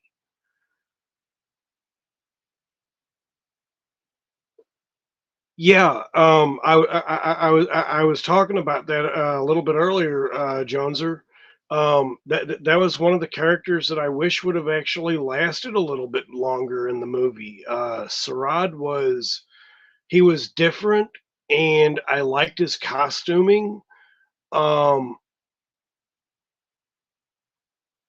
the only one that I really had the biggest problem with, again, that Beast Man looked like the Wolf Man on crack to me. It definitely wasn't the Beast Man I was expecting. And I'll admit, I didn't like that version of Beast Man. Now that they've brought that toy out for Masterverse, I have no interest in it because I didn't like the movie character. Could I get it because I want to complete the Masterverse line? Sure. Would it hold a special place to me in my heart? Absolutely not. If needed, the money, would I sell it? And you probably wouldn't get much. But yeah, I'd get rid of him before I got rid of some of my others.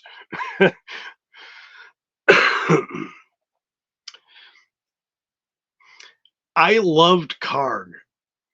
Karg, even though, see, here's Karg. I've already explained this. Karg reminded me of that little gremlin goblin thing mixed with a Krite from Critters. He just had that repertoire about him. When I seen him, I was like, "Is that dude gonna roll up in a ball and shoot spikes?" So like he could have been like that rolling spike or in a way, I guess. But I did. I loved that. um, and that's what really made me look at Card differently in that genre. Um, and then, of course, you've got Blade. Blade was great. Um, if I remember correctly, Blade was put into the Filmation cartoon at the very, very end, right when it was getting ready to go off. But I could be wrong about that. I remember seeing Blade in some sort of a cartoon form. I do believe, anyway. It might have been even in just a comic book that I seen the portrayal of Blade before seeing the movie. But either way, the Masters of the Universe '87 movie, it was amazing to me because uh, you the four things that stand out. One, the sets. The opening scene where you have Grayskull and you close into it and go into it. That was amazing. And then getting into the throne room, seeing the sorceress in the force field,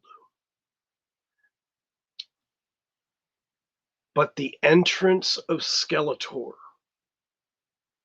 that was absolutely beast.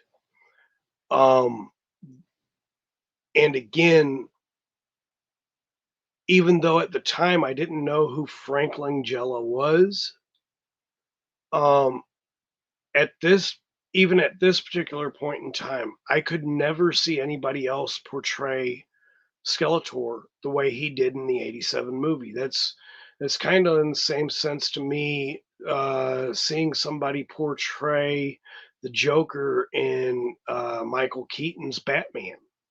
Uh, Jack Nicholson was the best Joker there you could have gotten at that time, I think. Now, to me, I have to go on record in saying that my favorite portrayal of the Joker of all time at this point is definitely Heath Ledger's portrayal of the Joker. Um, he never came out of character with that. In fact, the way that he went through and digressed his addressed his character, locking himself up in the hotel room, practicing his lines, coming to the set and the rehearsals and the shootings. Nobody knew what he was going to do. He improvised a lot. He jumped into that character. Frank Langella did somewhat sort of the same thing. He wholeheartedly put himself into that character.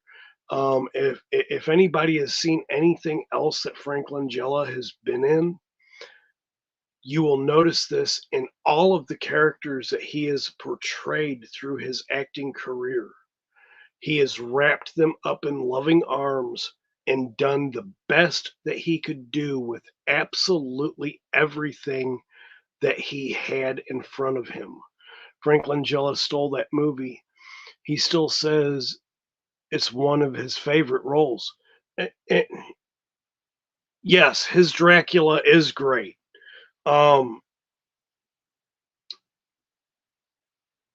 Every character that he has done, again, he brings it. He brings the multitude of that. I've got to bring this character justice. I've got to bring this character to life. I've got to live, breathe, eat this character. And he did. He did exactly what he was supposed to do. And it didn't matter what the other characters really did around him. His portrayal of his character was spot on. And I think that helped the other actors portray their characters better. I know Frank Langella has done a lot of Broadway. I'm big into theater, so this is how I know this.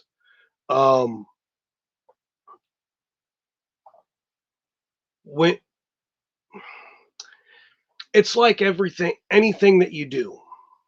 If you don't love what you do, leave it alone. Like, I do my show because I enjoy doing my show. If I didn't like it, I promise you'd only see me in the comment section, or you'd see me in the comment section, or you wouldn't see me at all. I'd just leave a like and I'd subscribe to the channel. But that's not me, because I like doing what I do. In fact, I'm very passionate about the lines that I collect, and I'm not afraid to try new things. So that's the biggest thing. I'm not afraid to try new things, and I don't care if I ever become a super huge channel. Again, there are some things that I collect for a monetary value. There are most things that I collect. I don't care about the monetary value. I care about having fun with that toy or that comic or that movie or whatever it is, or that video game. I've got more video games than I know what to do with. I'll never, if I had a millennia to play all the video games that I have, I'd never be able to play every single one once. Does that bother me? No. Because not all the video games are there for me to play. Because there are some games that there's certain types of games that I don't want to play. I'm the type of person that I love my RPGs. I love my first-person shooters. I like to do puzzle games like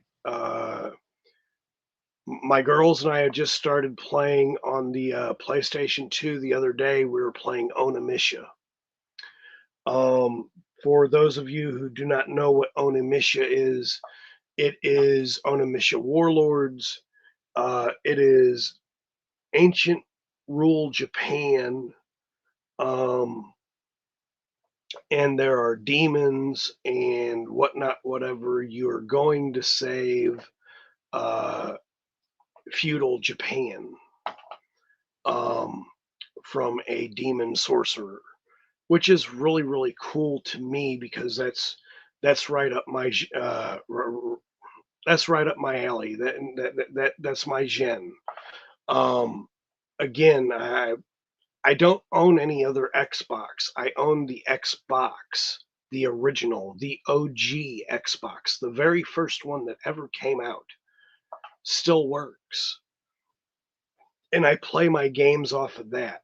One of my favorite games from that is Fable. The reason why I love that game is because you can choose your own destiny. I used to read, I still have a few, but I used to read a lot of the Dungeons and Dragons, Dragonlance, Choose Your Own Destiny paperback books. Those were fantastic. If you haven't seen them, look for them. They're an excellent read because you'll never read the same book twice. I promise you. So at the end of the day, I definitely want to say that. I've been ranting and raving for a minute about certain things. I need to go and use the men's room real quick, and so I'm going to leave you with this break. We'll return after these messages. Hi, Happy Meal guys. Hi, Ronald. Hi, Ronald. Hey, What are the Chicken McNuggets doing in their box? Oh, they're just crawling around.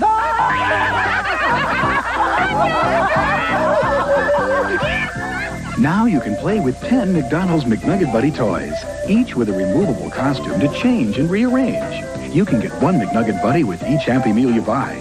2 buddies are available each week. McNugget Buddy toys at McDonald's. Count Chocula. Frankenberry. Count Chocula. Frankenberry. Whoa, gang. Look, we've got bigger flakes to frost, okay? As you can see, profits are down here this quarter at General Mills. It seems like spooky 70s Halloween monsters just don't scare people anymore. Oh, boo. But not to worry, ghouls. After some complex market analysis, we found out where all the real terror is these days. True crime! So, instead of cutting costs, we've opted for slashing throats and decided that it was time to add a new flavor to the General Mills family. Everyone meet Serial Killer! Good morning, gentlemen. Pleasure to meet you. My name is Count Chocula. Count Chocula? Would that mean you're made of chocolate? Made of chocolate? Oh, heavens no. It's a family name. Good. With crazy-shaped marshmallows like eyeballs, hearts, and even spleens, we are absolutely certain we have a Halloween hit on our hands. This is delightful. What flavor is this, you say? Liver, some fava beans, and a nice Chianti. What was that first one? Serial Killer. A new deliciously nutritious way to start your day. Ta-ta now. I'm having an old friend for breakfast.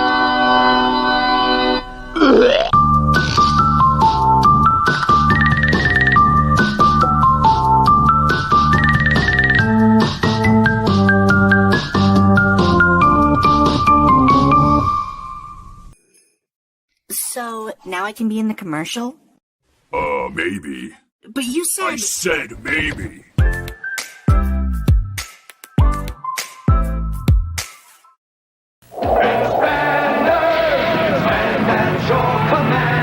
Company command, time to expand. The PT Assault Boat expands to an air sea task force with torpedoes, skyfighters, troops, and guns. The Chopper expands into an assault base with manpower, missile power, land and air defense. Ready to expand? Expanders open automatically to reveal your hidden strike force, sold separately from the lube. Kids play harder than anybody else, and there's nothing like a kid's big burst. Oh yeah, I'm on my way. You can feel it coming on, and you got to have some. Here I come to save the day. Got to have some now. Kool-Aid to the rescue. The one for a kid's big thirst. So I see, refreshing and bright, yeah. Got to have some more. All right. It's Kool-Aid to the rescue. The one for kids. Kool-Aid brand soft drink mix. For a kid's big thirst. It's Magnetic Batman and Magnetic Robin with magnetic hands and feet. Upside down or standing tall. Batman. They stick to most any metal at all. Batman. Both with flyaway action. Just pull the string and they do their thing. Assembly required. Batman. Batman. Magnetic Batman and Magnetic Robin with flyaway action. Each sold separately by Mego.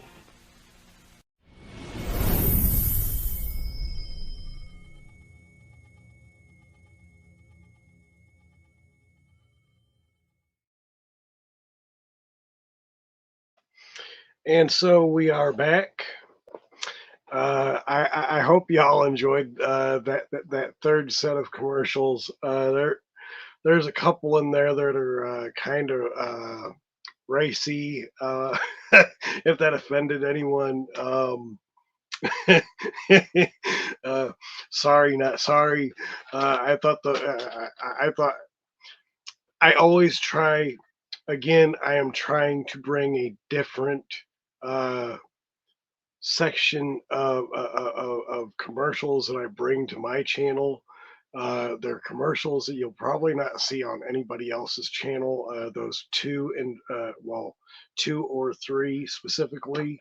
I really liked the serial killer one, and I liked the M&M's one. Hello, Duchess. How are you? Thank you for being here. And the KFC, uh, that was an actual commercial. They did that commercial on a Super Bowl. Uh, no, it wasn't a Super Bowl. I forget what it was, but they did that commercial on one, and they actually aired it that very same way. Um, and I thought that was absolutely ridiculous. Hello, Radical Mom. Thank you for being here. How are you? Um, so I again, I'm trying to put some different things out there, and I absolutely loved that set of commercials. Um, so I put it in my thing, and again, it is what it is. We are still doing MOTU Monday. We were talking about the '87 movie. Uh, and the things that I absolutely liked. I do wish that Sarad was not killed off by Skeletor so early in the movie. He brought a whole different character to life, and hopefully we will get him in Motu Masterverse. Uh, I at least hope that we do. I know we got a version in Classics. Maybe we'll get one in Masterverse. I am going to do another opening. It's been far too long that I've had this character, and this is one of my favorite of the characters. I do wish that the back end of the character uh, was different. I really wish they would have did this back end of the character more to the Masters of the WWE, Ricky the Steamboat Dragon. But they still kept it to the original origins, which I'm not going to complain about that. I will never fill it with water. But I did not have this one as a kid, but I always loved this design. I seen it when I was a kid, but I was um, almost out of collecting Masters of the Universe at that point in time, so I never got it.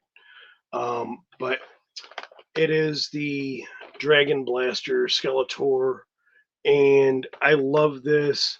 I love the fact that they did use real chain with them, and I love the fact that uh, all the colors and renditions of this character are still pretty much the same as the vintage character. And I definitely love that. So, Dragon Blaster Skeletor is what I am going to go ahead and open up. All Music Fan Origins Talk finally. Yes! No more 87 movie. Ha ha ha. Yes. So let's go ahead and take a look at this back art again. Skeletor commands his dragon to spray his enemies with its paralyzing venom. We've all seen the artwork, but I've got I've got to show this again. I'm really loving the Easter eggs that we get on these. So, is that really Battle Bones, or is it the beginnings of Battle Bones? And of course, we got Too Bad here in Origins, but we haven't gotten an Origins Too Bad yet. So, I'm going to go ahead and open this. I don't really care about the card front. I care about the art on the back. This is what I cut off and put in a scrapbook. And of course, I collect the comics. So let's go ahead and open this up.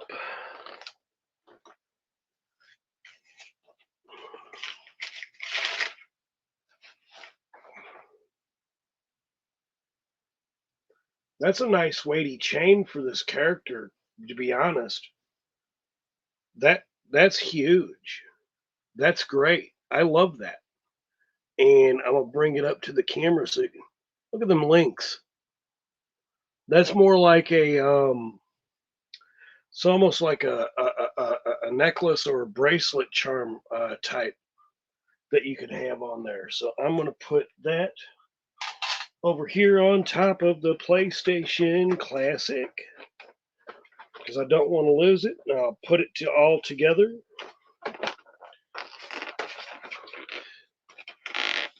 This figure's been out for quite a while. How many of y'all have this figure, if any? I know a lot of people have this figure, but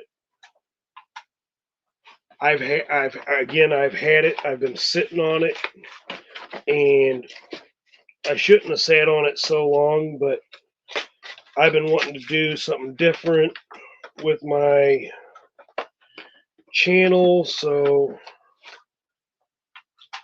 why not? I'm doing MOTU Mondays now, so we'll do that. I do love this dragon. I'm gonna do the open.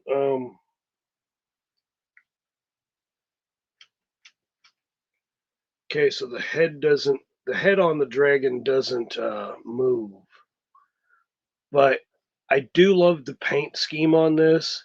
It's a reddish purplish blend, and I really like that. I really like the eye and the way that they've done this, and the fact that they have pronounced the teeth. Really kind of wish they would have painted the the toenails on the dragon's toes, the claws. That would have been great. But again, I'm not gonna. How does that come off? You just pull that off, or is there a button?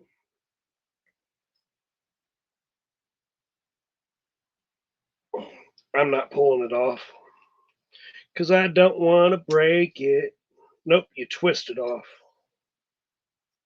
So its head does move. Bam!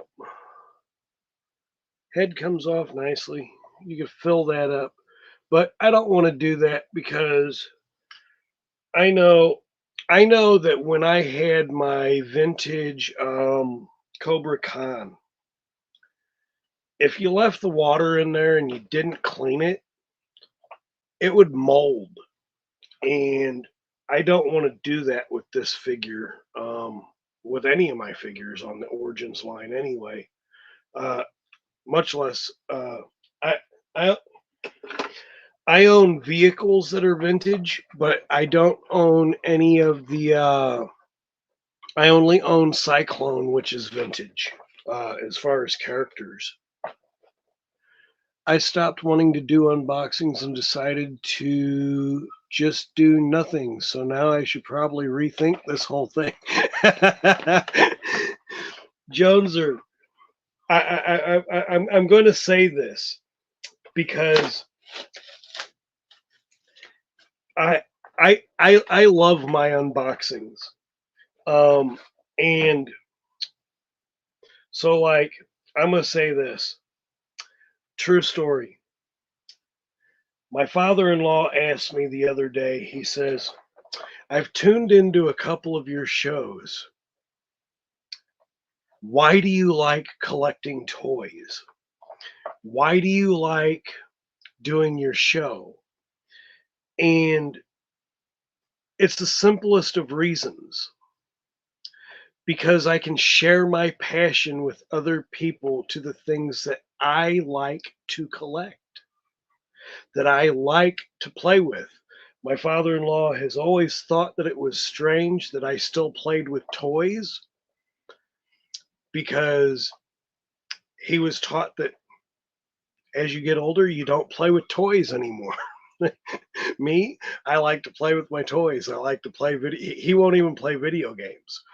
So I play video games. I play with my toys. I play with my kids.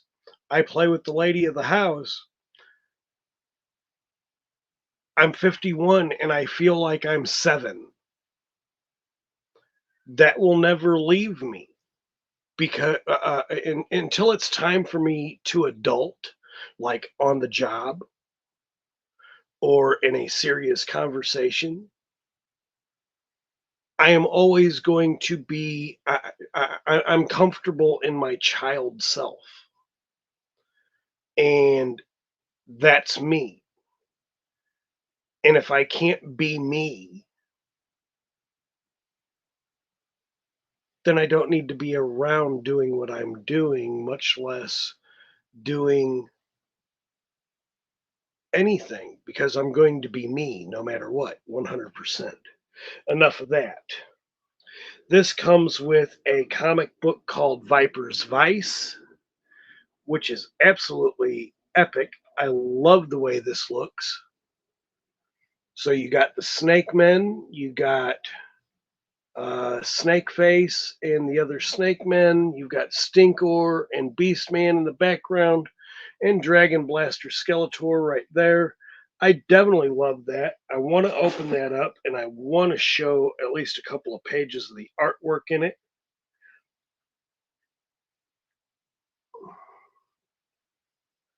And again, I collect these comics, and because I don't have a second copy of this, don't want to bend that spine a little too much. Not that these will really ever probably be worth anything, but again, it's not the monetary value. I want it to last.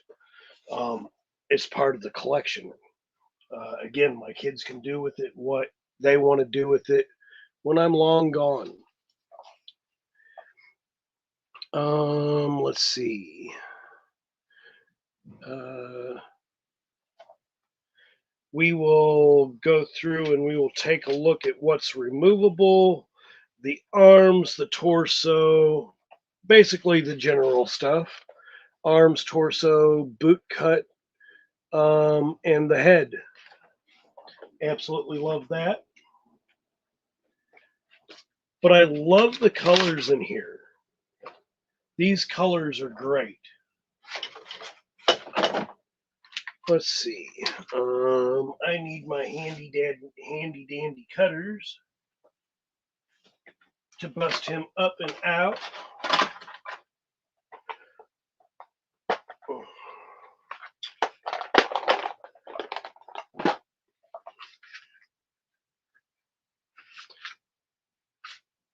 These types of a cutter are a godsend for these little straps so you don't cut things you don't want to cut. Clip, clip, clip, and clip. All of those nicely cut off. Let's pull an arm out. Now this particular Skeletor is also a deluxe figure, hence why the big packaging on him. I really do like this very simple design for an armament. It still has the abs inside the armament, which I absolutely love about this. My lighting problem will be fixed when that room is done, so it won't be blinking in and out, getting brighter, getting darker, getting brighter, getting darker. I absolutely hate that crap.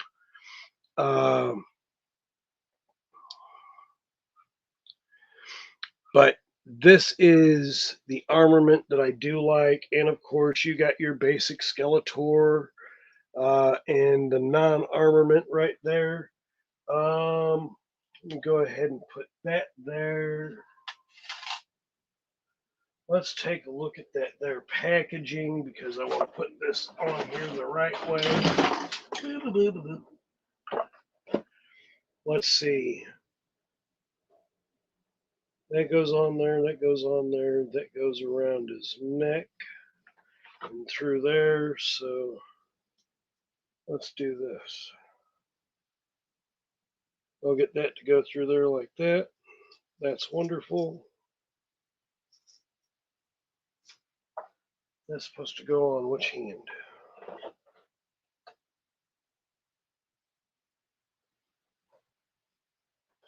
Okay.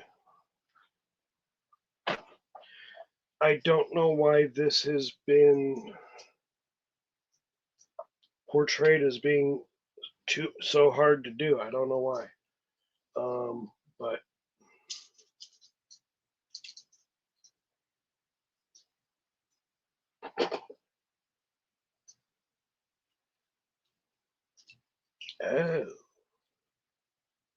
I see.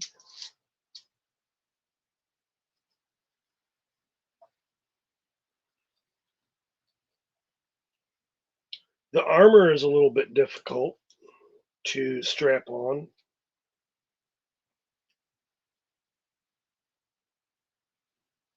Just a little bit, not too bad.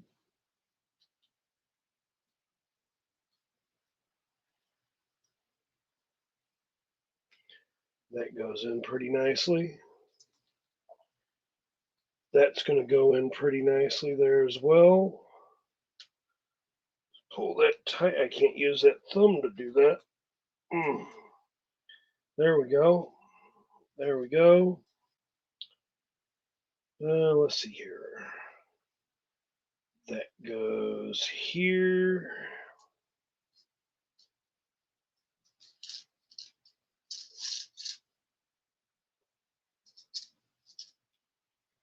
That goes around here.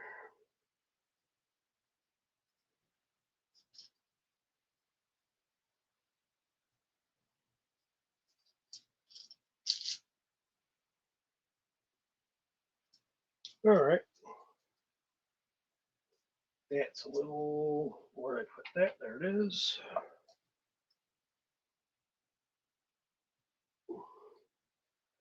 Well, that wasn't too bad of that wasn't too bad at all, actually, to get that on there the way that it should be on there, I think.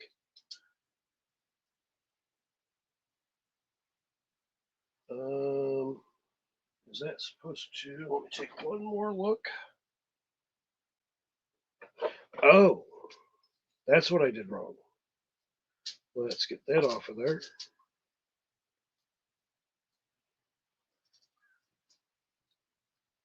Is that chain supposed to go through there?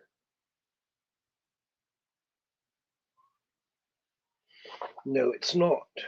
Just the lock. Okie day. Once again, let's pull that out of there. Put that through the jerk.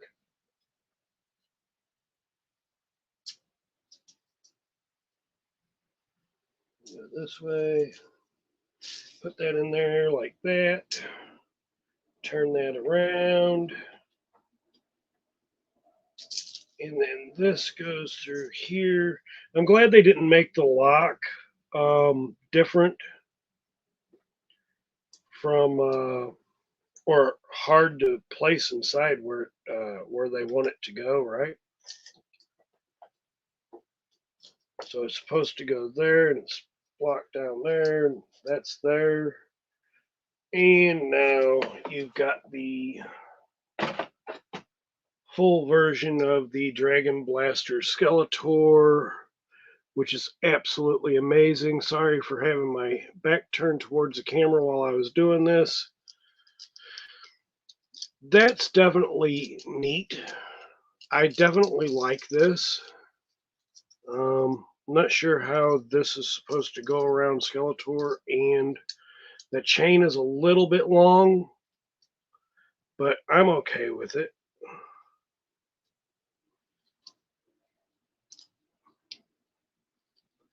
This is a very, very cool figure.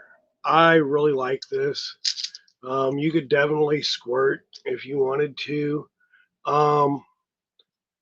The face sculpt isn't there. I think the only face sculpt to me that has gotten close to Skeletor's true facial feature is the 40th anniversary Skeletor that came with the 40th anniversary He-Man. I like that one a whole lot. I can always do something different with that, with the chain to shorten it up. But this character is absolutely amazing. I love this. Don't do what Hebrew did with his, put alcohol in it and shoot it. I think I remember seeing that. No, I won't do that. I'm not even going to fill this with water. But I thought that was I thought that's what was awesome. I want the 40th anniversary Skeletor. It's an amazing set. I've got the it was the Mattel Creations one. They come with the it comes with the ring, and it comes with the Havoc staff is made out of a bimetal. The sword and shields are made out of bimetal, and they're exquisite. I will be setting them up on my shelf, so I'll be displaying those. So it will be seen every time I do a video. Yes, die-cast, bimetal. I absolutely love that. And yes, I am absolutely shocked that we haven't seen an actual retail release of 40th anniversary Skeletor by himself with with that head sculpt of at least close to enough of the vintage Skeletor. I figure if they can do a damn near close enough vintage Skeletor face on that big ass mask that you can put on your head, why can't you do it on one of these? Please, Mattel. Please. In the meantime, I've got somebody knocking on my door. Give me a minute, and I'm going into my final break. We'll return after these messages.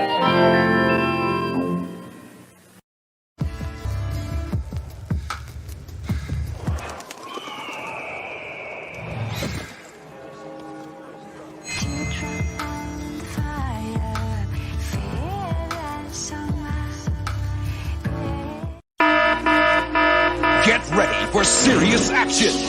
It's Batman at his best. Robin, you can never escape fear! Help! Up in the sky, it's the Bat Signal Jet. Batteries not included. Scared, Scarecrow? Gotta go. I've still got unfinished business. Infrared Batman takes aim at Scarecrow. Fire! The best just got better. Batman. Figures and vehicle each sold separately. Just last night, I was lost in the jungle with Pitfall Harry, surrounded by giant scorpions and man-eating crocodiles. Well, Harry and I just grabbed the van, swung through the trees, and over the tar pits and found the jungle treasure. It was really neat. If you haven't met Pitfall Harry, you're missing the year's most incredible video game adventure. Pitfall for the Atari 2600 and in television. Since I met Pitfall Harry, no other man will do. Pitfall, designed by David Crane for Activision. Coming from the farthest reaches of the universe to challenge the worst villains on Earth are the most powerful heroes ever in the Battle of the Superpowers Collection. What's this? The dam's about to blow and take Robin with it? Who'll stop the Joker and Luthor? Aquaman! Kenner's new Superpowers Collection. Figures with power action, each sold separately with its own mini-comic. Aquaman's down! Who can help now? A power ring, a power action punch. Defuse the bomb! Can this madness be stopped in time? You decide. To all beef patty, special sauce, lettuce, cheese, pickles, onions, and a patty, special sauce, lettuce, cheese, all beef patty, special sauce, lettuce, cheese, pickles, onions, and a patty, special sauce, lettuce, cheese, all beef patty, special sauce, lettuce, cheese, pickles, onions, and a patty, special sauce, lettuce, cheese. It's a good time for the great taste of McDonald's. The Mario Brothers are back in the all-new legacy action game Super Mario Brothers for Nintendo Entertainment System. Travel across land, sea, and sky in a never-ending, action-packed adventure that will leave you glued to your seat. Can you topple the terrible Koopa King and save the princess? Pick up a copy of Super Mario Brothers for Nintendo Entertainment System at your local toy store today and take on the challenge. Now you're playing with power. Come on down to Al Chevy on Route 1 for my post-Super Bowl extravaganza sale. Touchdown! Tomorrow we're smashing prices. All right, back up, back up! Whoa, are you serious? He's through the chipmunk! No, look at him there! Oh, that's gonna hurt tomorrow. That is nuts. Never mess with a Chevy, dude.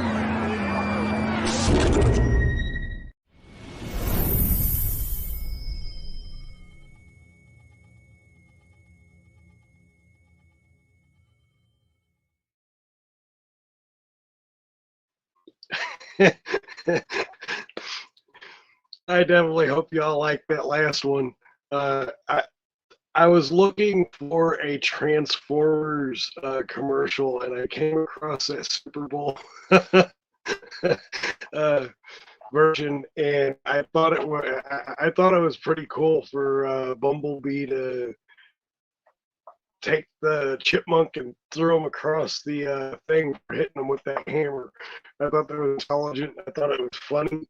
I definitely remember that commercial. I didn't know it was on YouTube, but I got it and I threw it up there. That was great. The McDonald's commercial. I've got a bunch of McDonald's commercials, and I wanted to do some that, you know, just it brings back the nostalgia when actually McDonald's was McDonald's and not it was a kid's place, but now it looks like a middle-aged depressed ass old man. I don't know what the hell's wrong with McDonald's nowadays, but even their, like everything else, I don't see why a Big Mac meal costs $17. It's definitely not worth that crap. But at the end of the day, it is what it is. Inflation, the more we get paid, the more taxes and all this other bull crap goes up. Not to leave on a bad note, I'm just going to leave that off like that. I'm going to say this. Please love what you do. I love what I do on my channel. I love playing with my toys. I love sharing my passion for my toys, my comic books, my video games. I'm going to open my channel wide to all things that have to do with my passion for toys, video games. So I'm going to be a different kind of toy channel. And I'm making progress with my channel with this, obviously. I have a few of those, Mike Fee. I haven't put that commercial segment together yet. I will definitely be having something like that in my next video. I've got some other things that I'm putting together as well. I'm able to, thanks to Bill from Weird Fantastic Toys, he has helped me greatly on being able to now do some good editing with the programs that I have on my computer. So I definitely thank Bill for that. If y'all are not subscribed to Bill from Weird Fantastic Toy Adventures, please go and hit his channel up, like, subscribe, hit that notification bell, and leave comments in his comment section. Let him know that John sent you from Figuratively Speaking. Also, MOTU Joneser is part of that as well. Absolutely love that. I've got a lot of great people in the chat who constantly are in my chat. Adam from Radical Toys. Please go like, subscribe, hit the notification bells for him. Mike Fee, go like and subscribe and hit the notification bells for him. Leave comments as well as All Music Fan 88. Jeff, I believe that you have a channel. I know you're on Mike's channel a lot, but go and check out his channel as well. There's lots of great people, good people in our community that make very, very, very good content, even better content than I do. I'll get better as I go along, and I'm learning from some of the best. So at the end of the day, if you like this kind of content, please like, subscribe, hit the notification bell, so every time I hit hit up a new video or do a live, you're informed. I definitely thank everybody for being here, and I will see everybody on the next one.